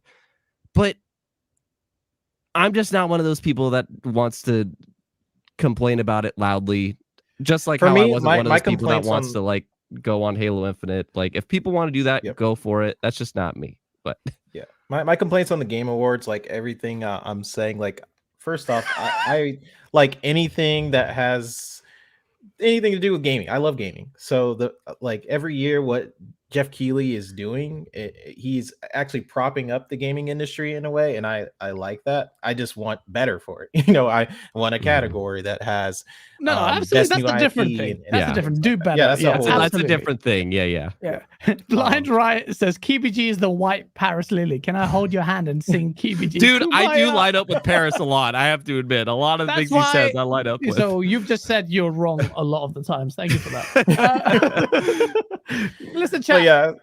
Yeah, I get it. There's Sony bias, and absolutely call it out. Call it out. Call it out. But the degree to which you call it out and the degree to which Xbox is delivering, I just don't. The energy is not matching the freaking frequency. That's all I'm saying. I don't think Starfield being not nominated is a problem. Like the gentleman who super chatted wasn't a snub. I think Hi-Fi Rush should have been there. Like, I genuinely think it did as a new IP, did really well, was something really beautiful. So I do agree that there's that tax, but I don't. Just fucking Xbox can do better. And until it's Forza Horizon 5, that was the big one for me. I was just like, why? Why are we? Not only because they all say, oh, but racers don't ever actually get. Why? I never understood that. Like, I genuinely didn't feel that. It's like, oh, racers don't get it. Typically, why? So that was the shit one. Just like Halo Infinite not getting ongoing shit one. Hi-Fi Rush, I think, should have been mentioned. Starfield music. These are points, I think, the tax and perception and some of these people that are voting on it, that's a problem. So definitely call it out. Just don't want to spend ages crying about it. So it's just like, Yossi might blame because what is the AA cooking? Braves making moves. Rest in peace, Kyle. Braves making moves? Is this from American football shit? I have no idea. Blind Riot with a $10 super chat. Shout out to you, man. He goes, Geoff Keighley's every smile is learned, it's practiced, and obviously rehearsed. Joy does not touch him. Joy does not touch him. What do you think? He's some reptilian? Do you think? Blind Riot with the next super chat. He goes, no victims here, Gaz, but Keighley does glaze a mean one. You are not a Keighley fan. And then we've got BG. Sorry, let me just quickly. I don't want to miss any super chats. Yeah, no, it's BG. So BG, shout out to you, man. With the $10 super chat, because there's no Xbox tax, but there's a mold of what's considered amazing, and typical Xbox games don't fall into that mold. That's not Xbox's fault, but it's reality. Nintendo and PlayStation adhere to that mold. Facts. That is absolute facts. And chat, that is not a pony super chat. If anything, which PlayStation guy would actually admit that? Xbox functions in its own lane. It doesn't fall into these categories of third person, the visually like striking, narrative focused kind of like mode, or Nintendo's own mode is fucking insane. And that's the problem. And that is where the tax is, in my opinion, where I think the critics, IGN, and all these people, and the Geoff Keighley's, whatever, they're out of touch with the feelings and sentiments of the masses. I feel like that. So I shout out to BJ. I agree with you. JD Game with a $5 super chat. How do you say there's an Xbox tax without saying there's an Xbox tax? Huh? There are biases and inequalities towards PlayStation. He's saying, how and can you Nintendo. acknowledge that there's a tax, but also not make a big deal about it, basically? So there are biases and inequalities towards PlayStation and Nintendo IPs by elite industry members as well. I think he's saying there's also exampple, and there are. I think there's just a lot more widespread towards Xbox. And I think as a gamer, as an Xbox fan, I think absolutely good. Do you know why I think it's good? My mentality is, fuck it. Until Xbox, you know that internal memo where they actually did a review of PlayStation games, and they had very forthright review, and they said The Last of Us 2 is the best game PlayStation. We have nothing that matches it. Until Xbox can come out in an internal memo and say, we have the best games by far, or the quality is, this is nothing comes close, then you can cry about tax. Because I want clear examples. Xbox in many lanes does do better. Halo Infinite is multiplayer. What's good on it on PlayStation as an exclusive? Nothing fucking comes close. And when it does, then we'll talk about it. But that's the mold point that BG was talking about. So yeah, like we can cry about tax, but I'm glad. I'm glad these conversations are happening because that's just Me too. pressure on Yeah. Xbox. Good. Yeah. It's good. Yeah, it is Anything else that kind of complicated. I mean, yeah, I believe the tax exists. It's just a matter of like, well, what do we, can't really do much about it. And again, I feel like it does exist because of things that do just naturally happen internally, whether you're a multi-platform developer. If you are a multi-platform developer, it's common to just develop for the PlayStation first and then develop for Xbox later, with Xbox being a secondary asset in a lot of different ways with the production process. But also I feel like that can ripple to journalism as well. That's just the way I feel. But it is what it is. It's like I feel like that can be fuel for Xbox to do better. Like that's where I do agree with everybody here, where like, yeah, like, well, shoot, they're $1 trillion companies still. They can use that money to produce something essentially better. But do I believe there's a tax? I personally believe there is, because I feel like I've seen it internally, and I feel like it is sort of out there as well. PlayStation is just a massive brand. It's a popular brand. It's like one of the top gaming consoles on the market. That's the truth. Besides Nintendo, right? Nintendo is probably number one if we're talking about the casual. Definitely. Yeah, definitely number one. And then you have PlayStation right underneath that. And I feel like with that does come with some biases. You have your preference of, I love Nintendo, I love PlayStation. And if you were just looking at raw numbers, those two are way above where Xbox is on the market, which does, actually affect where the biases do come from. That's, it is absolutely. But it's Microsoft, $1 trillion company. That's what I say. So, but it's also at the end of it, they're still $1 trillion company. They're still Microsoft. They have they can use that as a fuel for them as a company to start tackling some of the messages that people say Xbox no games. They could basically start tackling like that third person action adventure, what they've been saying in those memos, what Gaz just mentioned, like Last of Us 2, having games of those quality as well. I feel like they gave up in a way of even marketing towards those. They're making different types of games, which I feel like doesn't necessarily resonate. It's hard, dude, because they just want their studios to make whatever they want to make, and that's the thing. Yeah. They're not making what they want to make stuff. isn't necessarily what people consider game of the year. Yeah, as we've been seeing. So that's the kind of tax I want to challenge. The bias that I want to challenge. Where there's a disconnect. I think that the industry, the mold is a good way to describe it. It's like fixed over a period of years, and I feel like it's not reflective of the tastes that we have. But the core gamers, typically us, actually are the problem here, because we stick to those tropes as well. Lucky Mo with the $2 super chat goes, The Last of Us 2 Remaster is going to be nominated for Game of the Year in 2024. And JD Gamer says, with the tax called out, the real question is what should be done about it? Xbox stop being Charlie Brown and take their ball and go home. I mean, what do you mean go home? Just pack it in? They can't just pack it in, JD. They just have to go raw, control the narrative. Don't sell Xbox jewelry. Did you see that Xbox swag? Like, literally go ahead and come on. Who the fuck greenlit this shit?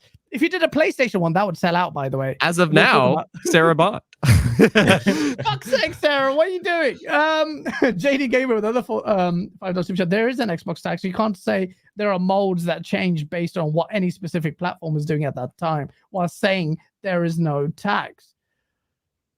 Huh?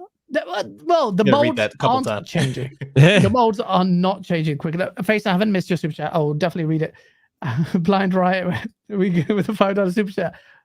I dare you to say Paris 3 times. He's an S-tier lurker.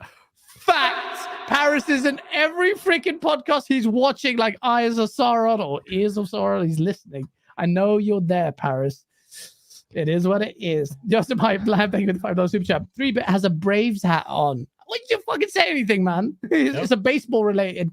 But come to Alana, Gaz. T's already silent. The gateway to the world. You trying to say Elena? Elena? Yeah, Elena. Oh, the T's are always trying. Okay, I see what you say. Oh, Atlanta, because he doesn't pronounce the T's. Oh, okay, the gateway to the world, LA through ATL. You'll be a king here. What? oh, I need to come to Atlanta. Bro, I went to Atlanta airport and that's the only, and I got really sick there, but the people I just met at Atlanta airport, fucking amazing. That's different. Every freaking state in America is different. Airport is huge. Just the airport. Oh my God, the airport was fucking, we almost missed our flight. Flight because it's so huge. It's one of the biggest airports, I think. I think so, in the world, actually. Yeah. Nintendo the Otaku. Nintendo's so above the competition that AAA third-party publishers are building studios to exclusively work on first-party games for them. Bandai Namco. They just gained 2 studios without lifting a finger. What's he talking about there? There's just studios that want to get games on the Switch, and they will do whatever it takes to do so. Okay. Okay. Well, I don't blame them. Nintendo's the number one. Don't even deny it. I agree with you.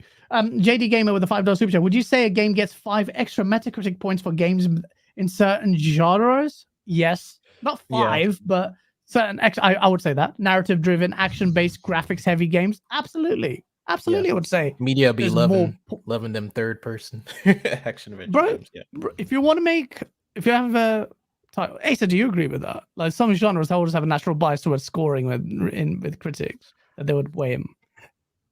It's like actually quite a big topic in terms of the Xbox mold and stuff that BG was saying earlier, because there is some truth to it. The familiar is much easier for the media to judge, and they know what they gravitate towards. And I think some of them are almost scared of misstepping and misjudging a game, because there's been some real key examples. Like Sea of Thieves is one of them. The media hated it, and the media were wrong.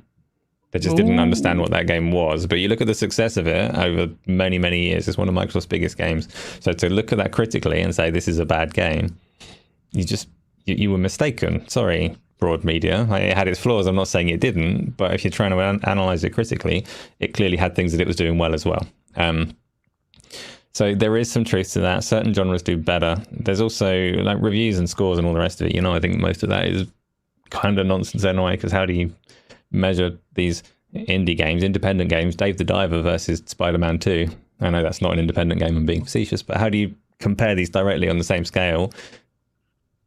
Scores are silly and weird anyway. So yes, there is a misunderstanding of new and innovative games quite often. I'll say that much. And yes, I want to respond to that though. Sorry, let me just finish my sentence and then I'll let you just the concept where Phil said that you should be happy to accept some games at 65s if you're funding creatives and you're letting them make whatever they want. You're going to have some that score well and you're going to have some that don't, and that's just part of embracing innovation. There are advantages to that approach. We as gamers all love to see that. We want to see risks being taken. There are also advantages to Sony's approach, where if you don't think a game is heading for above 90, you make changes and you dig it into the formula that you're used to. There's clear advantages to both. I prefer Microsoft's approach. I want to see new innovative things, even if some of them completely miss and flop, but it's a difference in approach. But go on, KibG, sorry. Agree. Just the genre question. I think it's more so certain genres are going to be more popular. I don't think that impacts the score. If you look at, what was the freaking game? Oh, it got like 10 out of 10s left and right. That was not Pentiment, but Pentiment's a good example too. But it was like a detective thing. No. Detective top down. I forget the name of it. Super indie game though, and it was like comic book looking, but you could barely see the characters because it was top down. So mad I can't remember that. But that was a weird genre. That wasn't a third person. Disco Elysium. That's what it is. Yeah. Microsoft Flight Simulator. That game reviewed phenomenally well, and people hardly ever play games like that. So it's like games in weird genres totally get reviewed super well. But will they get nominated for Game of the Year? Most likely not, because not so many people played it. And that's where it really comes in. But I do want to say, a lot of as a guy that watches the Game Awards like every year for the past 10 years, I always get blindsided when I see just a random indie game in there. Like the year that God of War and Red Dead Redemption 2 and Spider-Man are freaking nominated, I just see little Celeste in this category. And I'm like, what? And that happens. That literally happens sometimes. And this is like the first year I feel like it hasn't happened. It doesn't. Because of how many AAA things happened. That's the thing. And then you put a remake in there. Fucking yeah, lame. Exactly. By the way,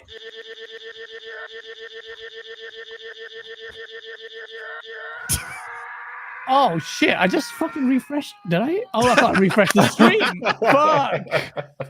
Sorry, I just opened a new window. I thought I fucking left the stream. Shout out to Blind Riot, who's given another fucking 5 super chats. Really give it to the memberships. This is really cool. So gave it to Ballantoni, Eastside Vandal, Cell, Green Goblin, and 9 Lives. Shout out to you, man. That was really nice of you. Delilah HD. Shout out. Good to see you in chat. She goes, thank you for the super chat. Forza Horizon 4, 92 on Meta. Psychonauts 2, 91 on Meta. Ori 2, 90. Flight Sim, 91. Halo Infinite, 87. Hi-Fi Rush, 87. Was 87 of those higher? Gears 5, 84. Those higher. In my opinion, huh? I need a comment on this. I'm sorry. Because The literally quality is there. Numbers don't lie, especially post 2017. What do you want to say? I mean, that's it. Like, because when he lists all that stuff out, and I literally did a video about this when Redfall came out, and I'm just like, quality is there. It's absolutely there. And if people don't think it is, what they're looking for is like, if it's not a game of the year or a must play on Metacritic, it's not good.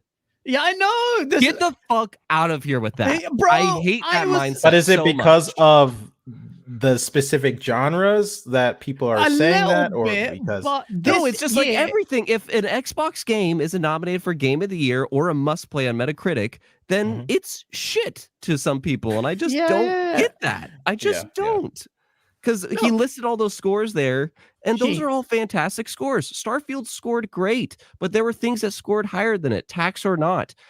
But does that mean Starfield was a bad game? Does that mean Xbox failed? No, the game sold phenomenally. It reviewed fine. So it's like absolutely. Shout out to 530 if you hit that like button, because you're absolutely right. This is what I'm saying on a cold show. There's no mass injustice here. Xbox did do well. It did, bro. To me, Xbox. Look at Hi-Fi Rush. Look at how good Hi-Fi Rush did. That was their highest acclaimed game of the year, and it got the most nominations. I'm like, okay, there's some justice in the world. Yeah, and even so, I enjoyed Xbox's first party. I'm gonna play Spider-Man 2, regrettably, and whatever, God of War Ragnarok, and play it. But to me, 2023 Xbox killed it. Like, it didn't do the big shouty thing. Starfield, that is a failing in the sense of where it should have been and where it is. But I still they had more releases that than game. PlayStation that I could think of. I guess PlayStation released Spider-Man 2 this year, and that's it. Then they have Spider-Man 2. The rest of it's third party. First party though, they had a couple exclusives, but first party, I think it was just Spider-Man 2. Okay, and Xbox had a phenomenal year this year. So fucking Blind Riot.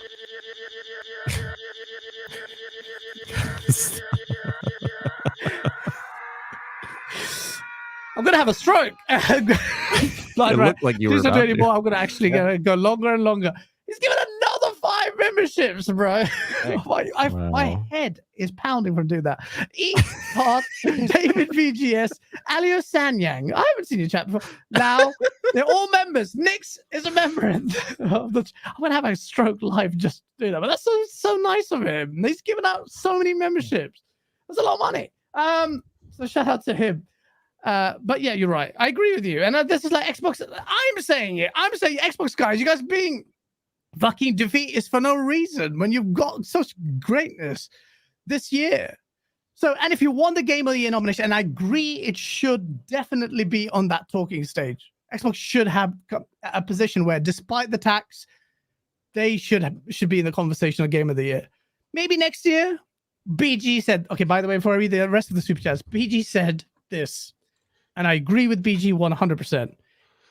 I do this. When I saw BG's video, it was really good about this. Xbox guys are guilty, or maybe I'm just guilty, or some Xbox guys are guilty, but I think a lot of Xbox guys are guilty are hanging their hopes on that next game, that one big game. If the game doesn't do it, they move on to the next one. And we go now it's Hellblade 2. And they think it's going to be God of War level shit. And I'm like, you do have to remember what fucking Hellblade is. And then Avowed. And Avowed, is it really going to be Game of the Year? I don't even know. I don't know. But can we stop?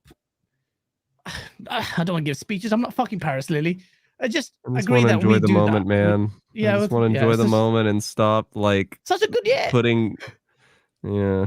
You mean You're just putting falling stuff to the on a trap game on a pedestal? Keighley. Is what you're saying? Yeah. And Yeah, and don't then- put the game on the pedestal. Because every time that's gonna be the I'm talking to conversation. myself. Every time. Absolutely, I'm talking to myself. It's not when I going to say that. stop though. So I mean, people are I'm going to not have doing that. kumbaya, next day. David. That It is happens not on both kumbaya. sides. I'm not doing kumbaya. That's not kumbaya. Face, I will read your 2 super chats, by the way. Please don't think I'm ignoring them. Blind Right with a $20 super chat. Hey, shout out to you because Dirt and I are coming to London. Are you? Dirt and I are coming to London, guys. We're going to grab Sean. Sean's up north, not that far from me. I can hang with your style, man. Are you sure? Are you sure? If you're having affinity with substances, then yeah, I'm just kidding. But yeah, bro, if you come down, bro, Dirt, Sean, and that'd be fucking insane party. Where's J-Dub? You're supposed to come here, Jay. John Wolf with the $5 super chat. Great show, guys. If the media voters ooh. So, but by the way, this was a bit divisive. Asa. Great show, guys. Thank you, John. He goes, if the media voters can leave off Hogwarts for political reasons, why is it so hard to believe they couldn't do the same for Xbox? Do you think Hogwarts Legacy got snubbed because of its J.K. Rowling association? Yeah, probably. Having not played it though, and like I said on the nominees earlier, having not played all of the games that are in there, it's difficult to say what it should replace and what it shouldn't. It's very likely that we know that a lot of the games media is very left leaning and very anti J.K. Rowling, so it's going to influence their opinions on whether that game should be nominated or not. Does that mean that they would do the same for a game being on Xbox? I mean, I don't know. Is that what we're talking about with the Xbox tax? Is it specific to the Game Awards? I mean, maybe they would. Yeah, it's not a wild conspiracy theory. They're going to be applying their preferences. The thing that you were just saying a minute ago, though, on being excited for games and pinning all your hopes on it, that is only a problem if you are pinning your hopes on it for the sake of ammunition for a console war. Yes. There's nothing wrong with being excited about a game that is coming. And then if it doesn't work out, then you're disappointed like everybody else is disappointed. But it's only a problem if you're looking to use it as ammo. Yes. It's not a problem. Exactly. That's what it feels like to me so much. When people vent about it so hard, it does feel like they are just mad that they can't use the ammo. That is what it feels like a lot of the time to me. Absolutely. I do want to comment though. And I can admit that. I can admit that. That's what it is. Yeah. I want to use it. Look, Phil Spencer, for the only reason, if you're going to deliver something, pressurize your studio so I can wave my cock around on the internet and say, yeah. But fuck it. But even that has value in it. Not me waving my cock around. I'm just saying the wins in terms of media perception is so important as well. Those kind of narrative beats will help change the narrative on the tax front with the media. It is not inconsequential as well, I'd say. Nintendo, the Otaku with the $5 super chat. The perception and number of nominations of Ghost of Tsushima, Death Stranding at 83 and 82 compared to Forza Horizon 5, Ori 2, Gears 5 at 92, 90, and 84 is all you need to look at. Sauce. I think Nintendo adds some sauce there that counters everything I've said. Yep, there is the little. You're leaving some stuff. You're leaving some other games out of that comparison. Shut but yes, the fuck up, KBG. We're enjoying it, the propaganda. Blind Right again, man. Blind Right, you deserve a fucking golden throne. You know what? Blind Right, I'm gonna send it to you. Send me your address. Some new shit for my personal channel, just because that's really nice. It's actually really sick. Geoff Keighley is a golden glazer. His knees are dirty. His heart is cheap as shit. I just said I was going to give him stuff. He sends that super chat. Thank you for that. What is a golden glazer? What does that mean? His knees are dirty. His heart is cheap. What the fuck? Anyway, Geoff, I don't hate you.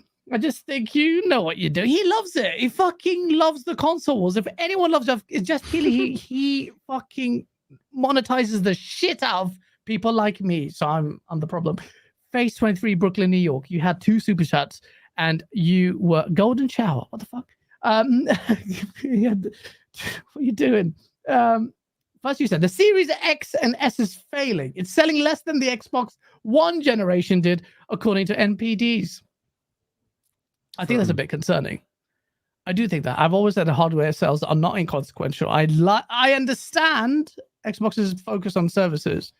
But Asa, can I just reach out to you on this? Series X numbers tracking below Xbox One. That's a bit low. Do you think that's okay?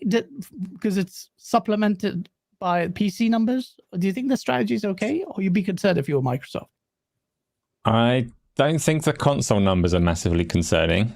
The Game Pass numbers around it are definitely going to be where, and we've seen them kind of pivoted and shifted their strategy a bit already to try and push things beyond Game Pass, because Game Pass stagnated more than they wanted it to. I think if you're Microsoft, if you didn't have the Series S right now, you'd be in a worse position than you are. But we all know they've not got console exclusives. They've not put effort and resource into selling consoles, and I don't think their expectations are going to be a million miles away from where they're sitting right now. At least they've had time to adjust to it and adapt. It doesn't matter if the other parts of the strategy pan out, but that is a big if right now. So we'll see. We'll see. And then faced with the other $20 subsidy, thank you. He goes, Last of Us Part 2 Remastered is confirmed. At least this time around, they added some new modes and a $10 upgrade. I like how you added and circumvented my console worry before. You thought you got ahead of it. But as we suspected, Naughty Dog was they creatively defunct? Oh, come on, PlayStation fans. You know you're pissed. Fuck factions. Fuck you out of here. We're going to milk the shit out of The Last of Us.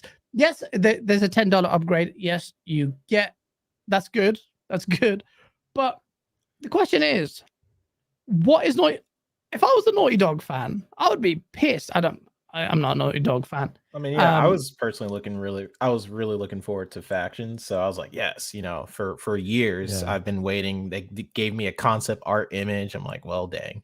And then it kind of, I mean, this year we kind of heard like it's been internally canceled or whatever is going on with that game. To hear about that potentially being canceled, and then they just give us Last of Us Part 2 remake or remaster. Like we're seeing this released before Factions, to me is just absolutely this is insane. Can I please say what my initial reaction was to this? What was it? I love that your voice gets super high when you're like really bemused. I saw a shout out to the Gaming Duo podcast. They're two good buddies, and they put this news out, and they were like, they say like Last of Us 2 apparently remaster, which by the way, is this now just a leak or have they officially confirmed it? I think they officially confirmed it now. Oh my god. Yeah. Okay, that's silly. because when I first saw this from those guys, I literally I thought it was a delayed April Fool's joke. I'm like, this is a joke. I don't believe you. Are you trying to troll your following? And then I see everybody else tweeting and I'm like, this can't be real. Are you serious? I legit can't believe it. I actually thought it was a joke. I really did. Yeah. And I've seen the comparison images and I'm just like, wow. Can I just say, okay, I, as a person, I loved Last of Us 2. I'm one of those people. I know there's a lot of people that are like, oh, it should have won Game of the Year. I'm like, I personally think it was well deserved. But that's I love just both me. Of them. 1 and 2. Yeah. But 2, it's a phenomenal. Literally, I think I actually said this. If somebody asked me what are the best looking games you've ever played, I'm gonna put Last of Us 2 on there. I am. I just am. And so there's a comparison picture. I still to this moment don't know if it's real or not. Of the old it's game real. and the new game. real. I can't tell the difference. I know. I can't. How do you? Is that real? It came out 4 years ago. I don't understand. It's such a weird game to I understand remaking a game that came out 10 years ago. This wasn't that long ago. It doesn't need a remaster. Man, I'll be pissed if this is a Xbox first party studio that repeatedly did that. Top tier level one. And it makes sense why it wasn't on PC, because if you're in PC, you just have that natural progression of graphics. But that this is probably why they waited for a PC release so they could feed it to you again and then maybe do. Bro, they're milking the. I get it, $10 for those who've done, and they just want to extract. They are desperately extracting value out of this model as they do the gas pivot. It's so obvious. They will, and maybe it makes sense. But the question is, are they pulling away resources from their teams to make this game? You may say no, they're not. But then Factions is on ice, so that those team members who are making that game are just now doing something. Asa, am I being console worry, or is that taking the piss? Did you think when you saw this, or it's fine? I obviously saw the leak before the announcement, and I think a lot of people were assuming when they saw the leak that Sony was still going to be full Sony and we're going to charge a full Sony price for this thing. So I am actually really relieved to see that's not the case, because we know they've got other remasters in the works. We know they've got Horizon Zero Dawn is supposedly up for a remaster for the PlayStation 5 as well. Fully expect a Ghost of Tsushima PlayStation 5 version in the same vein as this. So to see that they've walked back the trying to totally sell them again line, I'm happy about that. That's brighter than the future that I thought they were trying to sell us. And it's got content in it. Not a lot of content. You can tell there's not a lot of content when one of the selling points is that you can freely play the guitar now. But the roguelite mode, like, they could sell the roguelite mode for $10. They're throwing in some PS5 upgrades. They did also already upgrade the game for the PlayStation 5 to an extent. So if you're talking about the free version, like they should be giving us this for free, they kind of did give you an upgrade for free. They are putting more work into this. You can play the guitar freely. $10 is quite nice. What? I've killed Kibaji. I'm not sure what's happening. I think he's still got eyeballs. I think it's the fucking guitar freely. And as I say that, Blind right again, I'm not gonna freaking other things stop working. I can't. Oh, I fucked this up. Sorry, Blind right. He's giving another file. Are you Kibaji? Are you okay? There's a lot of shit happening. So Big Bad Mode. Thank you for becoming. He gave it to you in a Muata, El Domingo, Erodimus. I remember you chatting shit. Alvin, all of you guys got me. It's nice to see when he gives away. You see who's lurking in there as well. Shout out to you guys. Don't be shy. Kibaji, what happened with you? Are you okay, bro? I just think it's so funny. I can't, like, this is just one of those gaming stories that I just legit I can't believe. It's so funny to me. I just bro, it's not actually Nick funny. Moss It's just like one of those things that I'm like, laughing.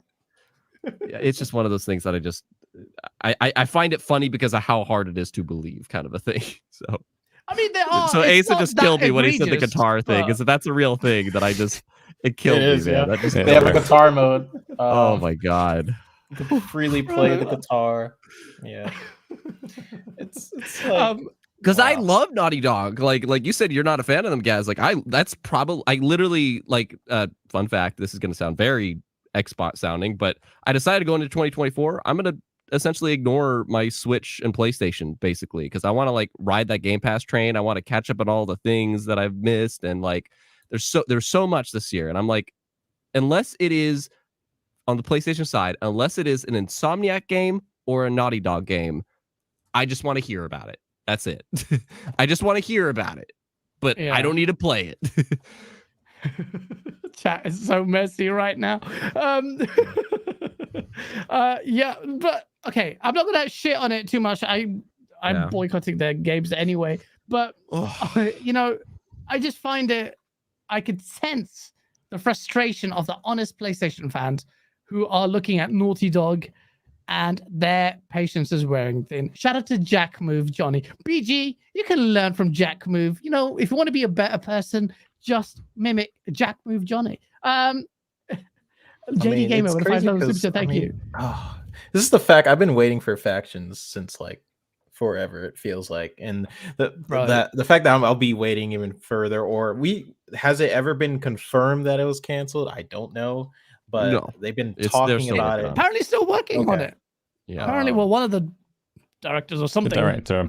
Yeah. It's just so weird to see this before Factions. You know, that's just how I feel about it. But props to the people who want this.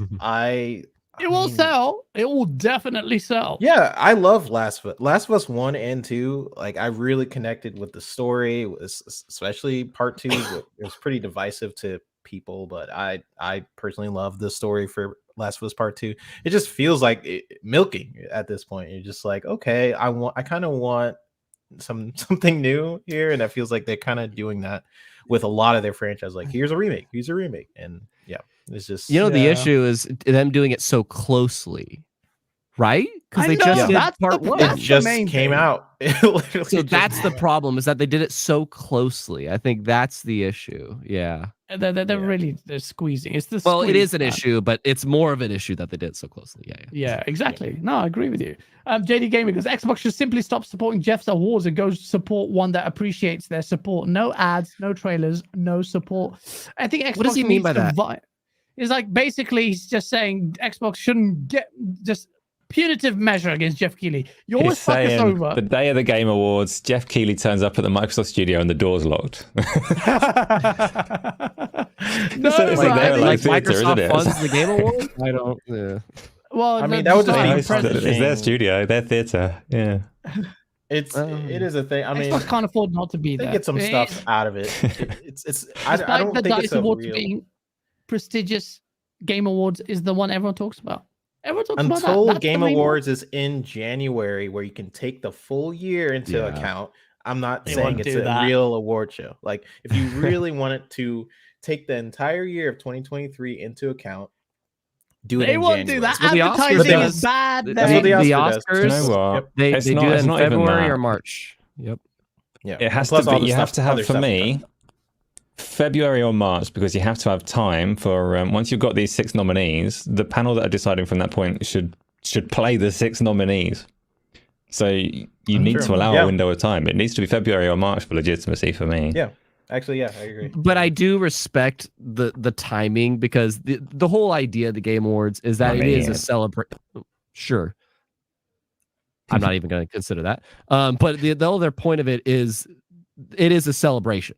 That's what it is. It's to celebrate the year that is gaming as a whole. And, Unless you're and an in that Xbox fan. vein, it's going to feel awkward to do that in like January. It's why all these YouTubers and stuff, we all do like our top 10 games of the year lists in December. Because that's when people are reflecting on the year is December. So it's like, I get it. You know, I'm with Bit, where it's like on the award side of things, I would like it to be later on. But as a celebration and the timing, it's like, I get it. I do. Mm.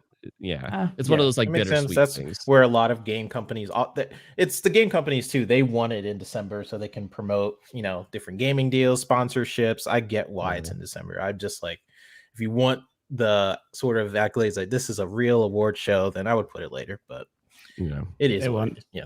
They will never do that.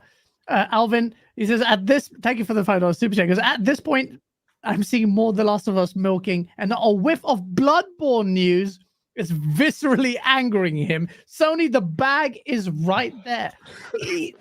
That is true. Why don't they make it, man? Like, I don't get it. Like, Make didn't what? he, like they lost the code. Or I some still shit? have. My theory is still that they lost. Like someone forgot a password somewhere. Like they can't get to that code. There's some. I think From Software are willing to do it. Sony, Japan don't exist anymore, but Sony would be willing to do it. I think they literally cannot do it. Otherwise, there is also though. I don't think it's really well regarded, but I don't think it was massively commercial success. Was it? Numbers wise, compared to something like The Last of Us, at least it wasn't. I think if it wasn't then, it would be now. It's beloved for sure, and From Software's reputation has grown massively. Obviously, we've seen the success of Elden Ring, so it makes all of the commercial sense to do it. But there's something stopping them. I reckon they can't. Lost password. It might be, but maybe the new studio, I forgot the name of them, Nixus. They're Bluepoint. probably developing it and getting it right. Bloodborne, it's almost like a no-brainer. I'm sure someone is working on it, surely, because that will print money. You're right. Jonas the Dad, thank you for the $2 super chat. Superman 2 Ultra Complete full edition coming 2024. Did I read that? And yes, it probably will. JD Gamer for the $10 super chat. Xbox could have a heavily invest and support the Golden Joysticks Awards whilst creating an Oscar-level show. Creating and premiering their trailers, ads and announcements there. Stop trying to hit a moving target, Xbox. When he says invest in supporting the Golden Joysticks, they could advertise it, but it seems a bit weird. Keep you pulling a weird face. Yeah, because it's like I think Xbox should support an award show that they know they'll get nominated and they can control what's advertised and where. Like what? So what? I don't I don't get what he's getting at. Like they should fund an award show, or they should only show up at a certain award show that nominates their games. Like Spencer's on the board of the Game Awards. It's you know, I don't know. To me, it sounds like being, again, the whole crying thing where it's like Xbox should dip out because their games are never nominated, so they should cry and leave. I'm like, at least that's the way I see it. But JD, I think they should try and hit that moving target and simultaneously do some of the things you've suggested there, because you can't deny the reach of the Game Awards. BT Maverick, thank you for $10 super chat. Xbox tax deniers. BG, go read Metro's review on Hi-Fi Rush. This is always cited. Who openly punish game for being an Xbox game. The score. They also vote Game of the Year and affect meta. They're not the only site sensationalizing. BT Maverick, you are correct in the sense that Metro. That was a pretty crazy review. They're like, we like Hi-Fi Rush. It's a disgusting review. I mean, only because of the rationale, which they spill out in the conclusion. You're supposed to think it, not write it. IGN know this. So it's like that Metro is so dog shit. It's so dog shit. I swear to God. So there are definitely examples there. That Metro review is clear as day. I'm sorry. Blind Riot goes, I'm Puerto Rican, meaning I've never had Coke, just saying. What? I believe you. Puerto Ricans are lit, by the way. I need to go to Puerto Rico because some of the parties I have seen, the street parties, are mad. I'm not talking about that. Well, Silent Cypher with the $2 super chat. Okay, can I play the guitar freely? Thank God. Silent Cypher. Thank you, Asa, for telling him this game-breaking feature. Spartan661, thank you for the $5 super chat. Mars Morales is going to be remade in 2025 to have 2 Game of the Year nominations for the Game of the Year award. It wouldn't even surprise me at this point. And that's why I hate remakes being nominated. JD gave me the $5 super chat. I'm saying other award shows exist. Support them. And they can afford to not be at Geoff's show, especially as they continue to buy more IPs and publishers. JD's basic, isn't that a little bit morally dubious almost? Like you are purposely yes controlling and funding these award shows, JD. Yes. This seems a bit crazy. Seems a bit consolidation. He wants to consolidate award shows. JD. I mean, competition is always good, but you know, like there are things that the Game Awards can improve on, and it's the most watched award show. Out of all the other ones, easily Game Awards is the most watched award show for gaming. Absolutely. Like after BAFTA, we have the DICE Awards. Yeah, it's the most viewed. Can't ignore it. You know, you can't really ignore the Game Awards. So nah, definitely not. It is what it is. And Ninja with the $5. I've given up caring about reviews. I will try the game myself, and if I like it, then it's a good game. Absolutely. The commercialism of gaming is a plague. That's probably the most sensible position to take, but you can't divorce everything else unless you live it in a vacuum. But I do agree with that mindset. It's hard to escape. Especially we're talking about it now. Are you saying you're impervious to the things that you're hearing? Are you? Maybe you are better than us. JD, thank you so much again for another $10 super chat. No single show, not E3, not Gamescom, nothing is above reproach. The Game Awards needs partners and games, and Microsoft can simply support another show, elevate that show whilst leaving Geoff's show to PlayStation. That is a bad strategy, in my opinion, JD. You can't do that, man. You're just opening yourself up. All right, we're going to play on our own playground whilst everyone is watching that show. Yeah, Xbox just needs do the to why not both game. Like they're making good games. Just kill it. Look, the attitude shouldn't it be? Buy all of the awards. Support everyone. Throw money everywhere until you win something. JD. No, well, we can talk about that for a while. Okay, but Mighty Keith is concerned about Xbox because it didn't win any Game of the Year nominations, and Starfield as well. So I mean, like when we're talking about the Metro thing with Hi-Fi Rush, they are one of the people who votes. That's kind of the problem. Criminal. They should not be allowed. You know, it shouldn't be allowed. Not be allowed anywhere near where they have a bearing on anything, no matter how small. Even 130, 1 out of 130, Metro should not be allowed. Fucking crazy. That's like having me there to judge console wars. Like, I'm sorry. Actually, I could do it probably well. But yeah, stupid. PlayStation Portal. Can we talk about this? What I thought would be a redundant device. IGN gave it 8 out of 10. Bias. Confirmed. The PlayStation Portal is out. This device, which I'm sorry, just looks shit to me, but maybe it has some utility. I've got a gig internet. I got gig internet now, people. Yeah, it feels good. Congratulations. Yeah. It feels good. Hey, if you ask me, Gaz, do you feel a discernible difference? I have no idea, but I'm sure it feels good. But until I do some streaming, maybe I'll feel something. I haven't actually looked at the download speeds exactly, so I don't know yet. But why am I talking about gig internet? Completely. Yeah, PlayStation Portal. Yeah. What the fuck? So this device is out, and J-Dub has been hired by Sony to market this device single-handedly to J-Dub and his crew of people, proving that PlayStation guys will buy anything. Sony, you just need to release that Xbox type jewelry on PlayStation. The people will buy it. If you released a PlayStation G-string, they would buy it. The PlayStation Portal, am I being unfair? 3-bit. I was going to call you 4-bit for some reason. I got the numbers wrong. 3-bit. Yeah. What? Am I just being a dick? Probably yes. I just think, well, personally, I don't think it's weird when you take different reviews like IGN and people say like, oh, you take that review in a bubble. Like I can't compare this review to another review because another review did that review, and you can't compare. When this is reviewing higher than the Steam Deck, that's when I'm just like, on IGN, this is IGN's specific review. What I think about the PlayStation Portal is not personally for me. I prefer to have more native things on a handheld device. I don't really want to deal with internet. If I go to a hotel, this seems like kind of a nightmare to even try to do the PlayStation Portal. Try to figure out how to connect it, maybe do my use my phone somehow to put the hotspot on there, and I don't know. It just seems not very. So what you're alluding to, chat, what he's alluding to is this portable device is not actually that portable, because if you leave your house, you can't really use it portably because you have to log in online and sign in. Except this thing doesn't have a fucking browser.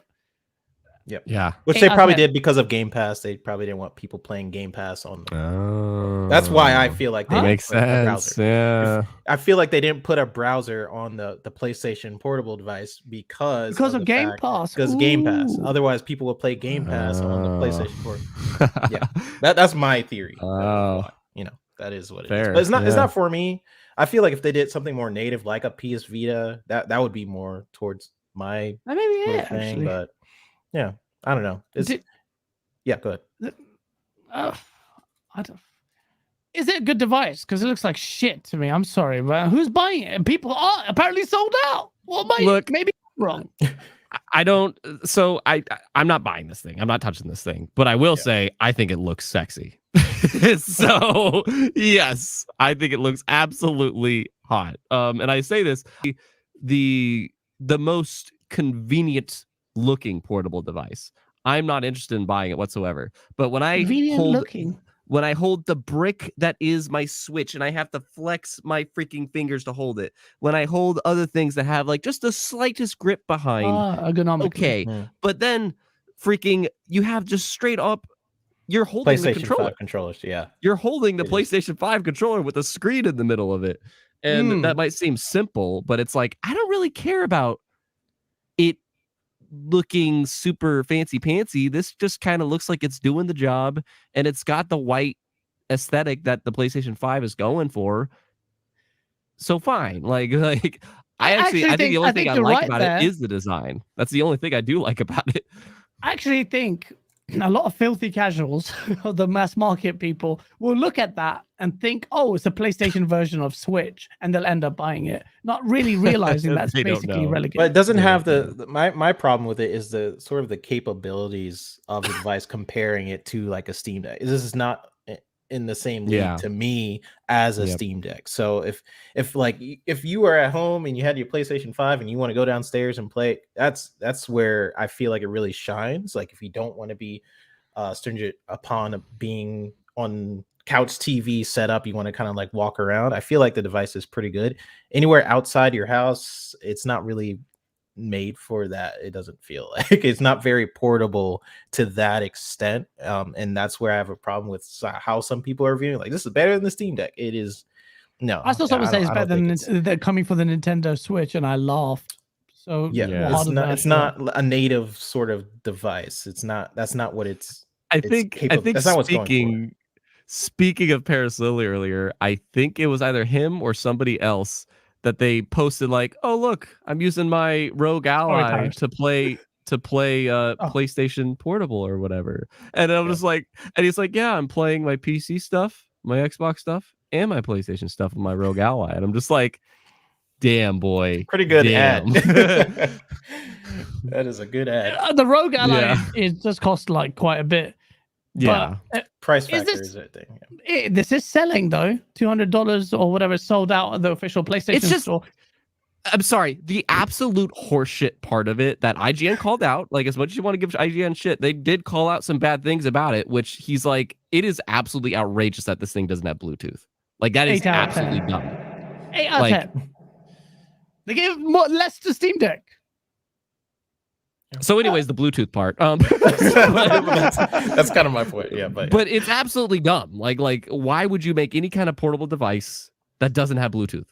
That's Why did they do that? Battery life or something? What because is they it? want to freaking curate their own devices and sell them. They're the I don't know. Apple of gaming. I've been And saying they it for literally ages. even pointed that out in the review. They're like, the only way we could connect to anything is either plug something in, or the only wireless options is their $200 devices. Oh wait, they have a $150 one, but it's not even out yet, kind of a thing. That's they're a joke. 8 out of that's 10. crazy. IGN, they score terribly. I just don't think the score, based on what they were saying, what the negatives were, I don't feel like that matches with the score. I feel like Dan what they Stapleton scored the do the Steam review Deck for that? is more closer to, No, it wasn't. Okay. this is weird. No, I don't agree with the 8 problem out with of 10. IGN is you're right. 3-bit, it's the misaligning of scores and what the reviews actually read like. It's like Dan's reviews at IGN. Asa, do you think this machine?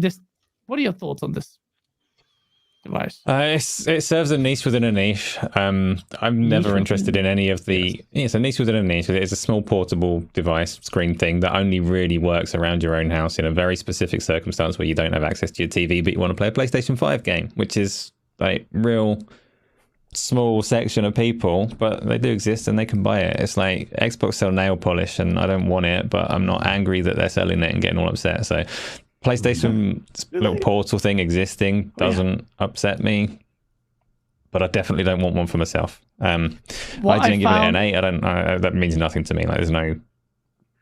I do. I just use it for console warring. I don't really care for it. Yeah, but the cloud thing. I tried PlayStation's cloud the other day on the PlayStation 5 because that's really the only thing that it's fit for at the moment. They quite recently launched the PlayStation 5 streaming, and it didn't really work.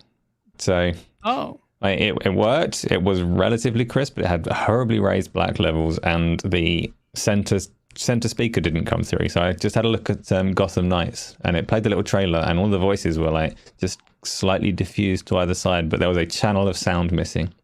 And this is like, you're almost there, but I can understand why you don't want this to be the selling point of the portal just yet, because it doesn't work. Well, on that noise on the cloud front, and you did a great video on this, Asa. Xbox announced they're doing a limited time like a deal where Xbox Game Pass Ultimate guys get a subscription to GeForce Now. And if you haven't checked out chat, check out Asa's video on this. The GeForce Now is a game changer, which I'm definitely trying, because I'm hearing people saying, especially with my internet now, I'm saying that this is a game changer. That is incredible. And Asa has said it's incredible, like astoundingly good. GeForce Now, and now there's a Game Pass Ultimate.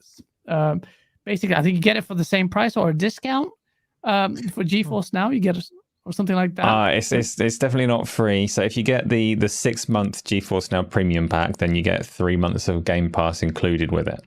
Okay. But you do have to commit to that 6 months, which is I think £100 over here. But GeForce Now is freaking phenomenal. So if you're looking at playing a game like Alan Wake 2 is a prime example. If you're playing that on a console when you could be playing it on GeForce Now, you're not doing yourself any favors, because you would That's crazy. That's crazy that we're here. This isn't for everyone, because there are some people that are like further away from data centers and all the rest of it. But the video that I uploaded, if you just look at that on YouTube, this is like, it comes through pristine, and then I put it onto YouTube. So you bear in mind the YouTube compression, but you look at that video on a 4K OLED or something, and you will not be disappointed, even after that extra jump. Right? Heck yeah. That's crazy, man. Like the deal, because I'm reacting to this right now. Like I only saw like titles of this, like Xbox and Nvidia make partnership, whatever, and I didn't know what the context was. So it's not what Gaz is saying, where it's included in Ultimate. It's like a promotional thing with Nvidia, where you get their membership and they include a month of Game Pass Ultimate. Is that what it is? 3 months of Game Pass or something. Okay. That's Game Pass for PC. Mm-hmm. You know what happened? Okay. You just know what happened. Blind Right just gave another freaking 5. And I think he even gave another 5 before that. AJH, Poison Maniac, Cullen Prime, Ash, and Dan Meichler. Wow. Shout out to you. Shout out to Blind Riot, man. Shout out to Poison. That's my boy. Shout out to Poison in the chat. Poison Maniac, that's you. Yeah, man, look, bro. I don't know if you guys have seen it, but I need to play it. I've downloaded it on my OLED. You can actually download it on some LG OLEDs. Someone was streaming Alan Wake. They showed it to me with full path tracing. I think it supports ultra everything. Mm-hmm. And Keighley even had it like streaming on, I think it was a Rogue Ally or something. Cloud Hoggy Channy, I don't know where you are, but Hoggy Channy, you need to present your knees about cloud gaming, because that and GeForce Now may be the source, and you were downplaying the source. It looks incredible. I can't wait to try it, actually. I'm going to do that after the show's ended. JD Gamer, thank you so much for the $10 super chat. Geoff has been known to leak Microsoft's plans, hold them to a different standard. I don't trust Geoff. And ask questions of Xbox execs that he would never ask a PlayStation exec. Can you give an example there? Stop supporting a person that is so hostile to your platform. That's if you care about the console wars. If you just are watching the Game Awards, actually, I think JD's right. I don't think Phil Spencer likes him that much. I don't think you could see Phil's a bad poker player. Man, actually, he's probably a great poker player, but I just don't think he's a fan of Geoff Keighley. I just don't think that. That's 2022 where he looked like he was constipated. Obviously, that was his own doing. But Geoff Keighley is a bit... You're talking about the last Game Awards where Phil Spencer was just in the audience, is kind of like, PlayStation, another word. PlayStation, another word. That's... Well, I would feel some type of way. I feel some type of way as well. But I also just have this inkling that is just like... because... And I'm not hating on Geoff, but he's very salesy. Maybe he has to be successful. And I think that'll just rub Phil the wrong way. But he's also very salesy. JD Gamer with the $5 super chat. Spencer is on the E3 board as well, but that doesn't mean E3 is relevant to them anymore. It's not crying to simply go to a friendlier place. I'm not saying you're crying, JD, but I think the strategy merits some consideration, because I don't think that's a surefire way to succeed. Blind Right with the $5 super chat. Mighty Queef is the thing that happens. You just keep going. It sounds, it's a sound. It just happens. Move beyond it. Oh, poor Mighty Queef. Deadly Headley with the £5 super chat. Shout out to you, man. I used my backbone in the barbers last week to play Party Animals via cloud, and it's half the price. Portal can get the fuck out. By the way, I'm hearing reports of Game Pass Cloud, xCloud, having users being subjected to massive queue times. Why is that? Yeah, I've gotten that lately. It started, I don't know when it started, because I used to be able to get in like immediately, but lately it's just been like longer wait times, like 1 to 5 minutes, even longer than that. I've noticed it the past maybe 3 months. Is that more people are using it, or they're cutting down on their resources? What's going on there? I'm not sure. Maybe they are cutting down on some research ever since during the court cases. They're like, where cloud has been this huge place for arguments within the CMA and different things. I feel like ever since then it's been very slow. Like, okay, we can't focus in on the cloud. Did you find it any good once you got through the queue though? Do you like the service? I like the service when it works and I could get in. I think for certain games, like I tried, I had a phase where I was trying out Age of Empires 4, which I dug, and I was playing it with cloud when I was at a convention, and it worked great for that. But that's a real-time strategy game, you know. I think I also tried Overcooked 2 with it, and I was like, this actually isn't bad. So it depends on the game, but yeah. But I did notice that that couple months ago, it was like, yeah, it's taking a bit to get in compared to in the past. Yeah. Yeah, it's been taking longer, and I think what the cloud is really great for is if you want to try a game and not download it. If you're just like, oh, I wonder what this game is, and then you jump in, press play, you just jump straight into the game without downloading it, and you're like, okay, this is actually pretty good, and then that causes you to download. That's how I've been using the cloud, just as like a test for games. It's like, oh, I always wonder about that game, about, let's say, Party Animals. I wonder about Party Animals, and we just press play on the cloud, play it a little bit. You're like, okay, maybe I will download it. This is kind of cool. Get better quality, natively. To add a bit to the news story that we're saying, the whole NVIDIA and Xbox partnership, I looked into it a bit. The other part of this is that they're living up to the promise that they were saying in those court cases, where if you have PC Game Pass, that now like synchronizes with NVIDIA now, basically. Okay. So now that library is in your NVIDIA library if you have NVIDIA, which is what they were saying. Oh, shoot. Yeah, I'm looking so that up. that's what it is. At least from what I'm seeing on this article, but Kinda, yeah. So the games have been rolling out. NVIDIA add new games to the library every Thursday. So the Game Pass games have been going on there since the deal was pretty much put through. Slightly before that, I think. But what's changing this time is they're just making the experience a bit more seamless. So it used to be that every time you launched a Game Pass game on GeForce Now, it would ask you to log in to Microsoft. yeah, So the synchronization that's is what I'm just going to saying. make it a They've more learned to seamless sync it up. experience. Yeah. Oh, okay. Yeah. That's cool. Which is how it works for Steam and things already. So Psychonauts with a $5 super chat. Shout out to you, Psychonauts, because the Game Award judges should be a culmination, I think you're trying to say there, but there's a horrendous spelling of culmination of peers from development studios in the gaming industry to vote just like the Oscars. This would end any biased views. Isn't that what DICE does? That's pretty much DICE, I think. Yeah. This is what Colt Eastwood got rebuked on from Paul Tassi and the Ponies and Paul Colt. Justin Budrum. Sorry, apologies if I've mispronounced that. Give it some time. PlayStation players will find a comfortable spot for their portals next to their dusty VR headset. I was thinking of the VR thing, yeah. Absolutely. That's so true. It's so true. Hey, can I ask Asa a question? In the Game Awards, did you see the VR nominees? Do you have any thoughts on those? Oh, yeah. I didn't look. Okay. Didn't look. Oh my god, even you're bored of fucking VR. I knew it. No, I'm bored of Game Awards. I didn't look at any of the categories, really. Okay. I know that Horizon Call of the Mountain won the Golden Joysticks one. That's in there. Turismo 7 Yeah, was is. on there. So I can't remember. That's a curious one. Is that okay? Because that didn't launch this year. The VR mode launched this year. But VR mode. it's fair enough for me. I think like Resident Evil 8 like say was the on there VR too. stuff though. Most of the big VR games this year are coming out in December and November, so they wouldn't be eligible anyway. Right?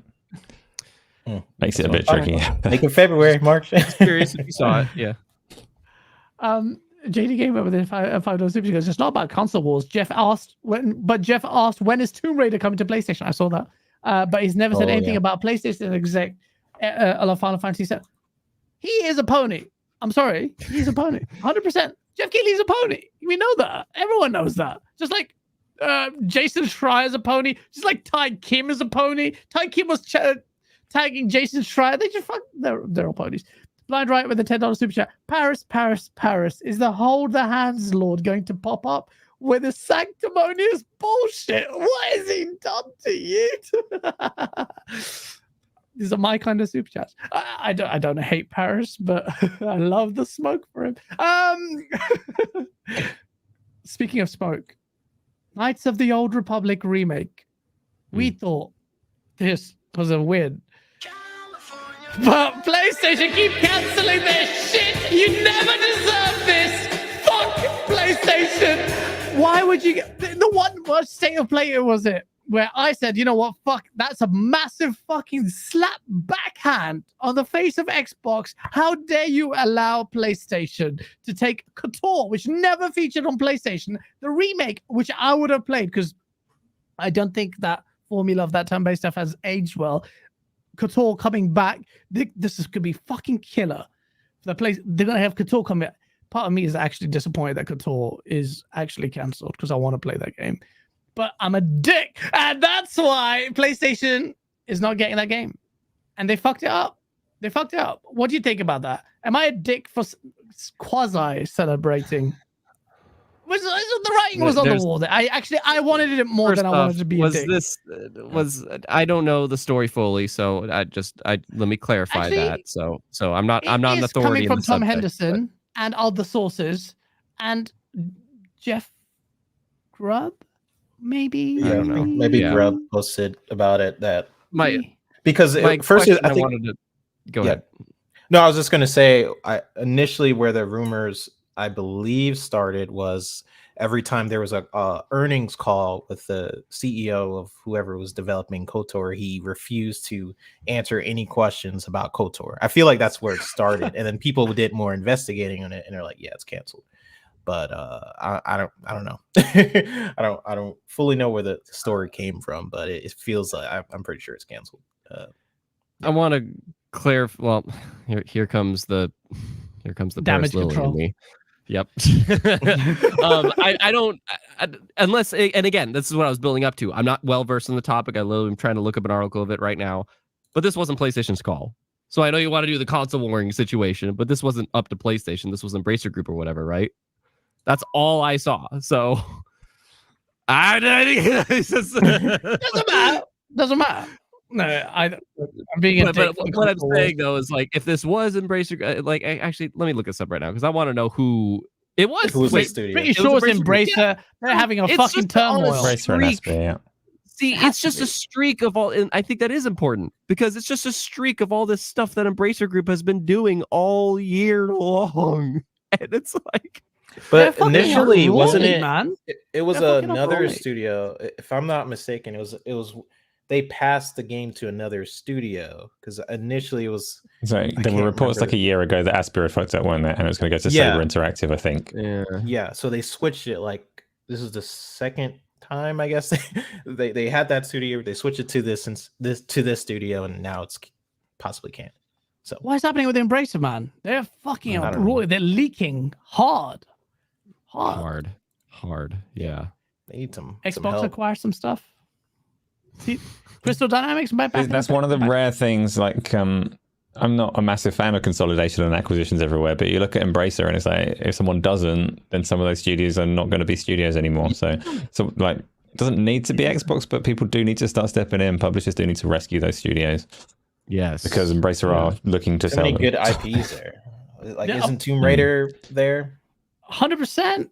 100%. Yeah. Tomb Raider. Microsoft. I think they own the Lord of the Rings video game rights as well. I think that went to them. I don't know if that's last year in perpetuity or how long they've got them for, but yeah, they do currently. Yeah. So Xbox should buy, or someone should buy Crystal Dynamics. I don't think Sony will be in their trajectory now, but I think Xbox will be in conversations, man, because that would be fucking stupid. Do not let that go. So Microsoft, I was going to say Sony, I just think that would be a good fit. Perfect Dark. I think we said this on a show previously, that because of the fact that they're working with Microsoft and the initiative on Perfect Dark, that those conversations probably have already happened. But I don't know. We'll see. Serve, you're absolutely right. Do not let Apple or Netflix get that shit. That'll be a waste. Like Amazon. Who did Amazon get? Iron Galaxy or someone? What the fuck are they doing? They just or something like that. No, they got Double Helix. Double Helix. Who got the order? The order studio. 1886. What are they called? Meta got there, or Oculus, but Facebook Meta. They're Ready at Dawn. They're Dawn. Very small shell of themselves now. Yeah, that's. Yeah, never really liked Ready at Dawn. That guy there, what was his name? Pacino or something? He was so fucking defensive. How can you not like them? Lone Echo's good. Oh, Embracer expanded too fast. That's Lone all Echo was I that got disc-based game or the space one? I don't remember. Space. Well, the disc-based one. They did Echo Arena, which was throwing. Oh, that's discs. what I played. All VR games. Yeah, that's what I played. No, the Andrew Pacino or something was his name at thingy, and I remember when the Order 86 flopped, just critically, he was so just like, reviews don't get it. And he would pick the reviews that did get it. It's like, you guys get it. Like, this is what we're aiming for. I'm like, you made a shit game, man. Just fucking deal with it. I hate that. Hold your hands up. It's like when John Garvin says, look, you guys didn't give it a chance. Play it after 6 hours, then it becomes fun. I'm like, bruh. Like, but at the same time, he was explaining the fact that the development of how it worked, it was unavoidable. So I'm not a developer, so I don't know. So it's easy for me to be a prick about it without having any skin in the game. But I just didn't like the way he handled it. It's just fucking crazy. I agree, and I battle with myself of how critical to be too. Now that I've been in those circles of being around other developers. You're tainted like, now. You've been softer. Critical. You've been softer. You've been softer. You're softer now. No, I've been honestly, you have to be. I think maybe perhaps I would be a little bit. Nah, no, I wouldn't. No, I wouldn't, especially. Here we got another 5 members from Solitech, Mr. FU, Fletch, Capono, and Nanomate. Everyone in chat. This is the fucking Riot show. Blind Riot has given so many memberships. I've never seen that on any other podcast. Like, fuck the fuck. It's crazy. Thank you for that and for supporting the show. Dead Planet with the $5 super chat. How my neck from straining like that is killing me. Through those Starfield and Forza were good. I don't feel like Xbox has suddenly earned a several months losing break until the next exclusive. Do you guys agree? I don't feel like Xbox has suddenly earned a several months long break until the next exclusive. Do you agree? I agree. I agree with you.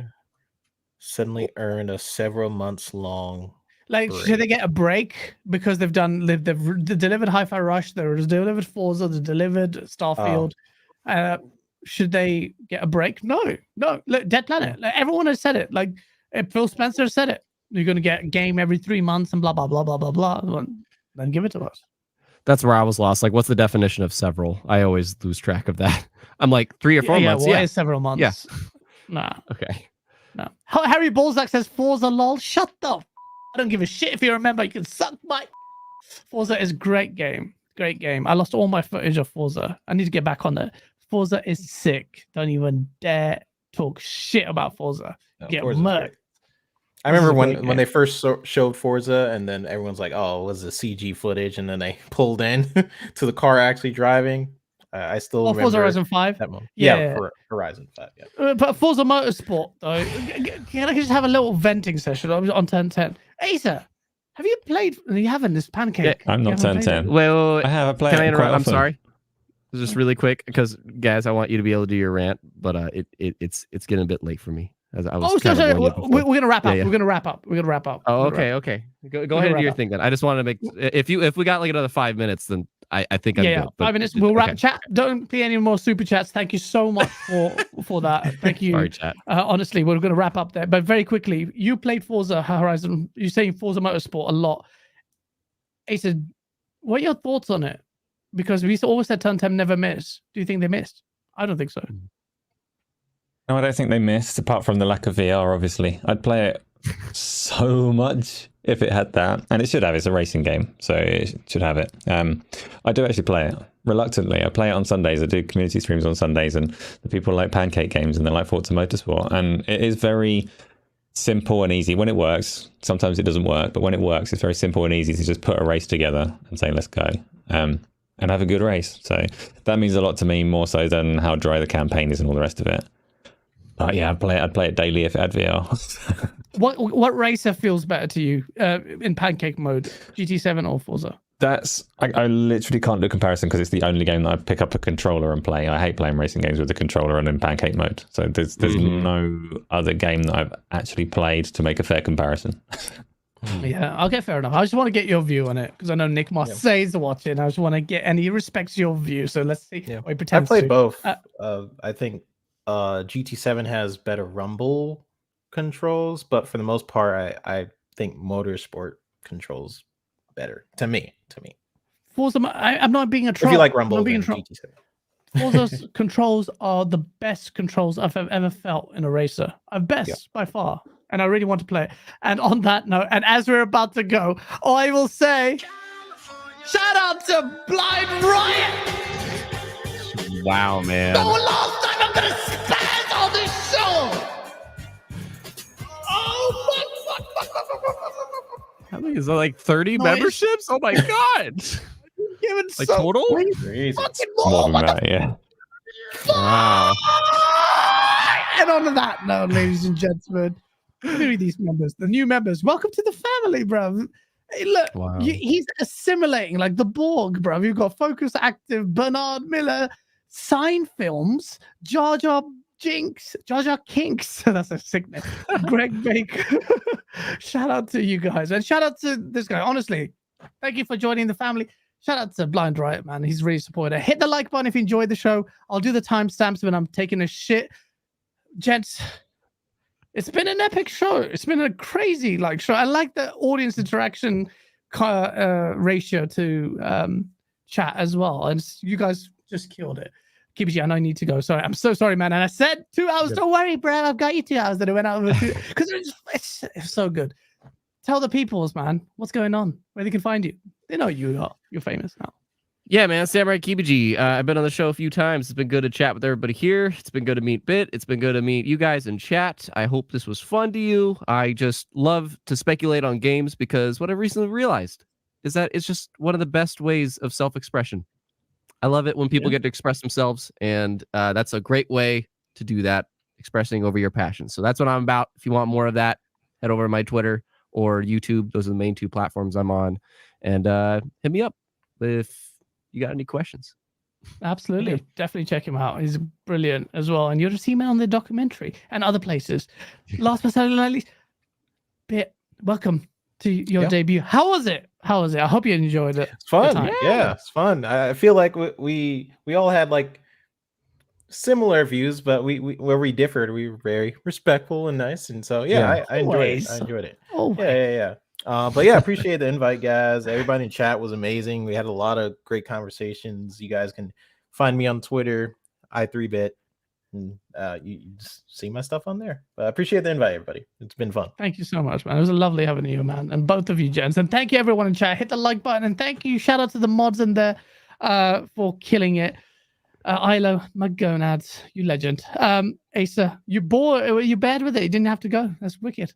I have been sitting there staring at my phone waiting for a request to drive and pick my wife up, but she's not done it yet. She must be having a good time. So I've made it to the end. Thank you so much, both of you. So Kibaji and 3bit. I know you need to go, Kibaji, but thank you so much for the conversations as always. Blind Riot, I see you there. Keep saying it's nothing, this support that you're giving us. It's not nothing. It's a lot for us. So thank you so much for that. And everyone in chat, do check my YouTube channel. I'm doing things. The reviews there are quite delicately threading a line for people that have already played the game and people that haven't. There's no spoilers in there, but they can take a lot from them, I hope. So please do check those out. And yeah, Gaz, when are you launching your thing? I ask you this every week for the last 3 months. I'm almost there. And I'm going to give you a sneak peek because of Blind Riot. This is it. Bam! That's my quick sneak peek for people who still... It's going to be sick. It's going to be sick. I'm going to film some stuff tonight and tomorrow night. I have to go outside in a tall building in the rain and film some shit. Why? What am I doing? You're going to find out very soon. But Blind Riot, please reach out to me on Twitter. I'm going to send you some additional stuff. Stuff. Oh, shit. I dropped that. And we'll see you very soon. Give it a week, maybe 2 weeks, but you're going to see this week coming the teaser launch to it because I think it's going to be wicked. But thank you so much, everyone. Hit the like button. And we'll see you next week. Peace. Bye, y'all. Peace. Xbox tax. I hope they got in there. Yeah. I mean, that'd be brilliant. We're still live at the moment, guys. You're in control, remember? Oh, shit, am I? Oh,